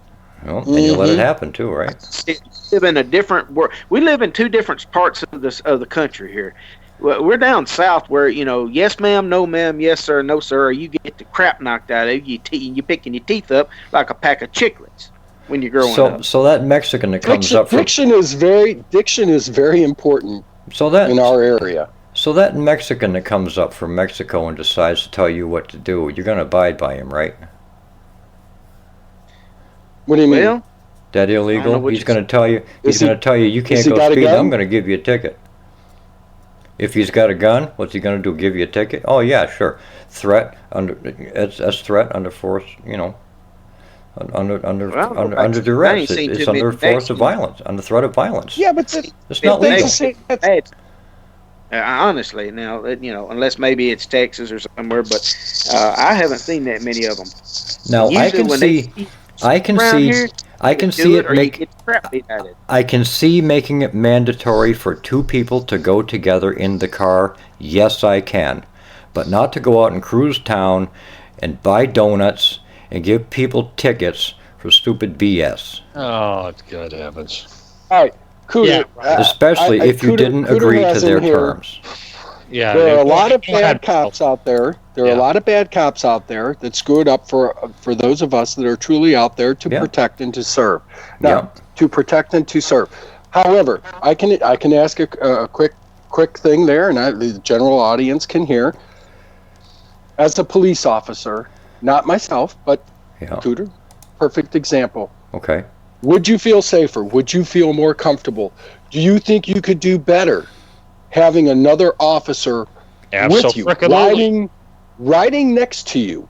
Do you think that you could avoid, in your professional opinion? It's a no-brainer, Michael. I just want to say, in his professional opinion, could it be cost effective? Could it save lives? Could it change the outcome of a lot of things that do happen when there's just a single police officer riding alone? Absolutely. I'm telling you right now. I agree with that. Well, oh my God, it's going to cost more money. I agree with that. You got 2 cops, you better be. But there's no reason. There's no reason for a cop to do anything unless he is called or unless he witnesses something happening. Here you go. I think there has to be a any victim. Situation that there should be less than 2 people in a car. That's right. There has to be. There it is. Right. There has to be. There has to be a victim. No victim, no crime, or a breach of the peace. And yes, it is wise to have 2 of them in the car. I will not dispute that. You're never going to be one. But you're never going to be one of those people that's going to cause a breach. The problem is not everybody thinks like you. Not everybody thinks like Skills. Not everybody thinks like me. I know. We're a different breed, brother. We're a different breed. Here's the thing, man. When you have 2 cops in a car, you're in a volatile city. Yeah. And your job is to take care of the volatility. Yeah. All right. Yeah. Not speeding tickets. No, I'll be a son of a bitch if 2 guys in 1 car are going to hand out speeding tickets. You both need to be slapped. You have better fish to fry. There you go. You go. I agree. There you have it. There, done. Done. Consolidated. Done. Okay. So down here we have different patrol officers for different things. We have crime scene investigation. Yeah. We have what we call HEAT. Do you know what HEAT is? No. It's highway enforcement of aggressive traffic. There's your ticket givers right there. Yeah. They're called HEAT. Yeah. And it's labeled on the side of the car with flames on it. Yeah. And we do have our state troopers. They'll enforce everything. Yeah. And then we have our transport police. Our transport police primarily handle truckers and the transporting of goods and services if they're violating the law. However, they can pull you over if they see you driving in an erratic manner. Yeah. Our counties and stuff like that, they usually don't. You really have to be flying for them to get their attention. You have to be doing something completely stupid. Yeah. And they will pull you over and give you a ticket. They're not going to give you one for 5 miles an hour over a 10. They're going to give you for something excessive. Okay. Okay. And if you have a license, you've agreed to that. If you don't have a license, no harm, no foul. Okay. What, you don't like it? Most okay. people. Whatever. That's okay. And that's where I'm not disagreeing with you. When you're in your situation, that's perfect. But most people have already agreed to that. Okay. And that's where this does not come in. If they have agreed to that contract, this does not apply. And this is the sad part. And this is where they get you, is because... And that's where they get you, because you've agreed to the contract. Now it makes it so that the cops have to go out there, and they're going to go out and do that stuff. Okay? Why does the contract exist to begin with? Because in order to, in some cases, to buy things, in order to get things, you have to have that contract, that license. It's so they know who you are. It goes for everything. It's a commerce. It's so they know who you are from a distance. They can run a number and know who you are. How many times you don't have a credit card, and I understand that, but I have, and you know what they do? If it's a smart cashier, and God bless them, when a cashier asks me, may I see your license, and they have my credit card in their hand, and I show it to them, and they can, hey, okay, yep, here's a picture of the guy, here's his name on the license, here's a picture, or here's his credit card, the signatures match, perfect. She's protected my identity. Do you have a veteran's ID card? I do. That's your picture ID right there. Okay, but I'm just I understand. But that. you use I yours for understand that. commerce. But you can. Okay, but you can get a state ID that doesn't have a driver's license too. Yeah. So there goes that argument. You can do that doesn't have it and doesn't say that you agree to a contract either. It just says that I am this person. Or that's it. Or you can take a photo or take 2 passport photos and you can take them to a notary and you can draw up your own paperwork stating who you are with your picture, have it notarized and attach them. And that's a photo ID and that's legal. It has to be an accepted form. Down here it says an accepted form of identification. Anything that's notarized is an accepted form. It has to have the seal, which is the embossed stamp. Not just the ink stamp, but the embossed stamp. That is legal. It's got to be the raised one. Absolutely. That's the one right. that's you're right. And That's and I get that. Okay. Yeah. And I get that. And that is a legal ID. That is acceptable Okay. identification because that is fact. It's stated as fact, and it's with the embossed raised seal. They can't dispute it. Yep. You don't need a license to have a photo ID. It's pretty simple. No, that's true. But anyway. I'm not disagreeing with you there. We're out of time. We're out of Are time. we really? Yeah, time flies when you're having fun, huh? It does. It does. So much for that message sent. I was going to say I'll do another hour, but Oh, going to be a pain to pull the plug. Yeah. We're a little bit late. Yeah, we're a little bit late for that. Besides, I've been up since 6 o'clock this morning, and I've got to wrap this stuff up and get it in. But anyway, gentlemen, I really enjoyed this. This is, you know Absolutely. what? We can even carry this on next week if necessary. But this is we're different. We're different than any radio show you're going to listen to. Come on over to Late Night in the Midlands. Hit that subscribe button. Make sure that we're going to stay on the air. You don't want to miss stuff like this. This is just too much entertainment. Mike, last thoughts. Hit them with it. 22 a day. Stop it.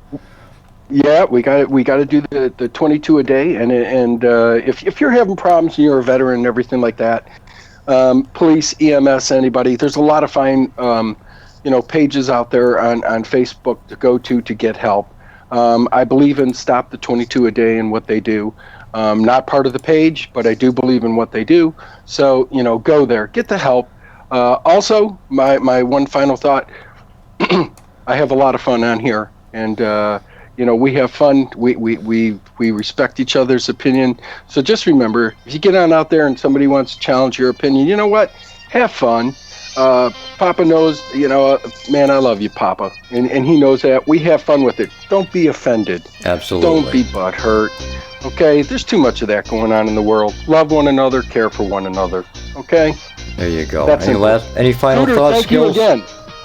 Guys and gals, don't have a paper bunghole in any way, shape, or form because Mike and I think we lit Papa's paper bunghole on fire, but it had taken a little bit with a few more BTUs, I tell you.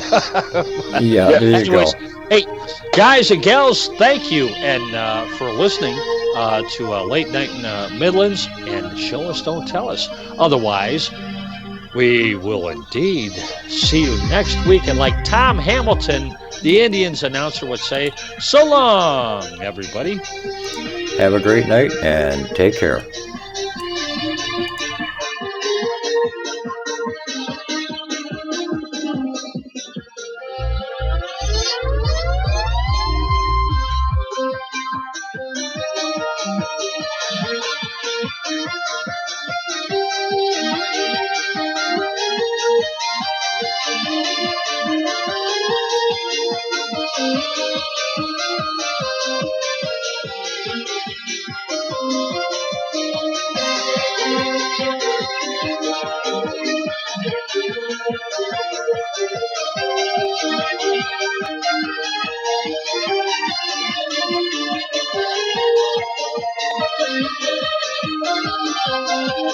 Thank you.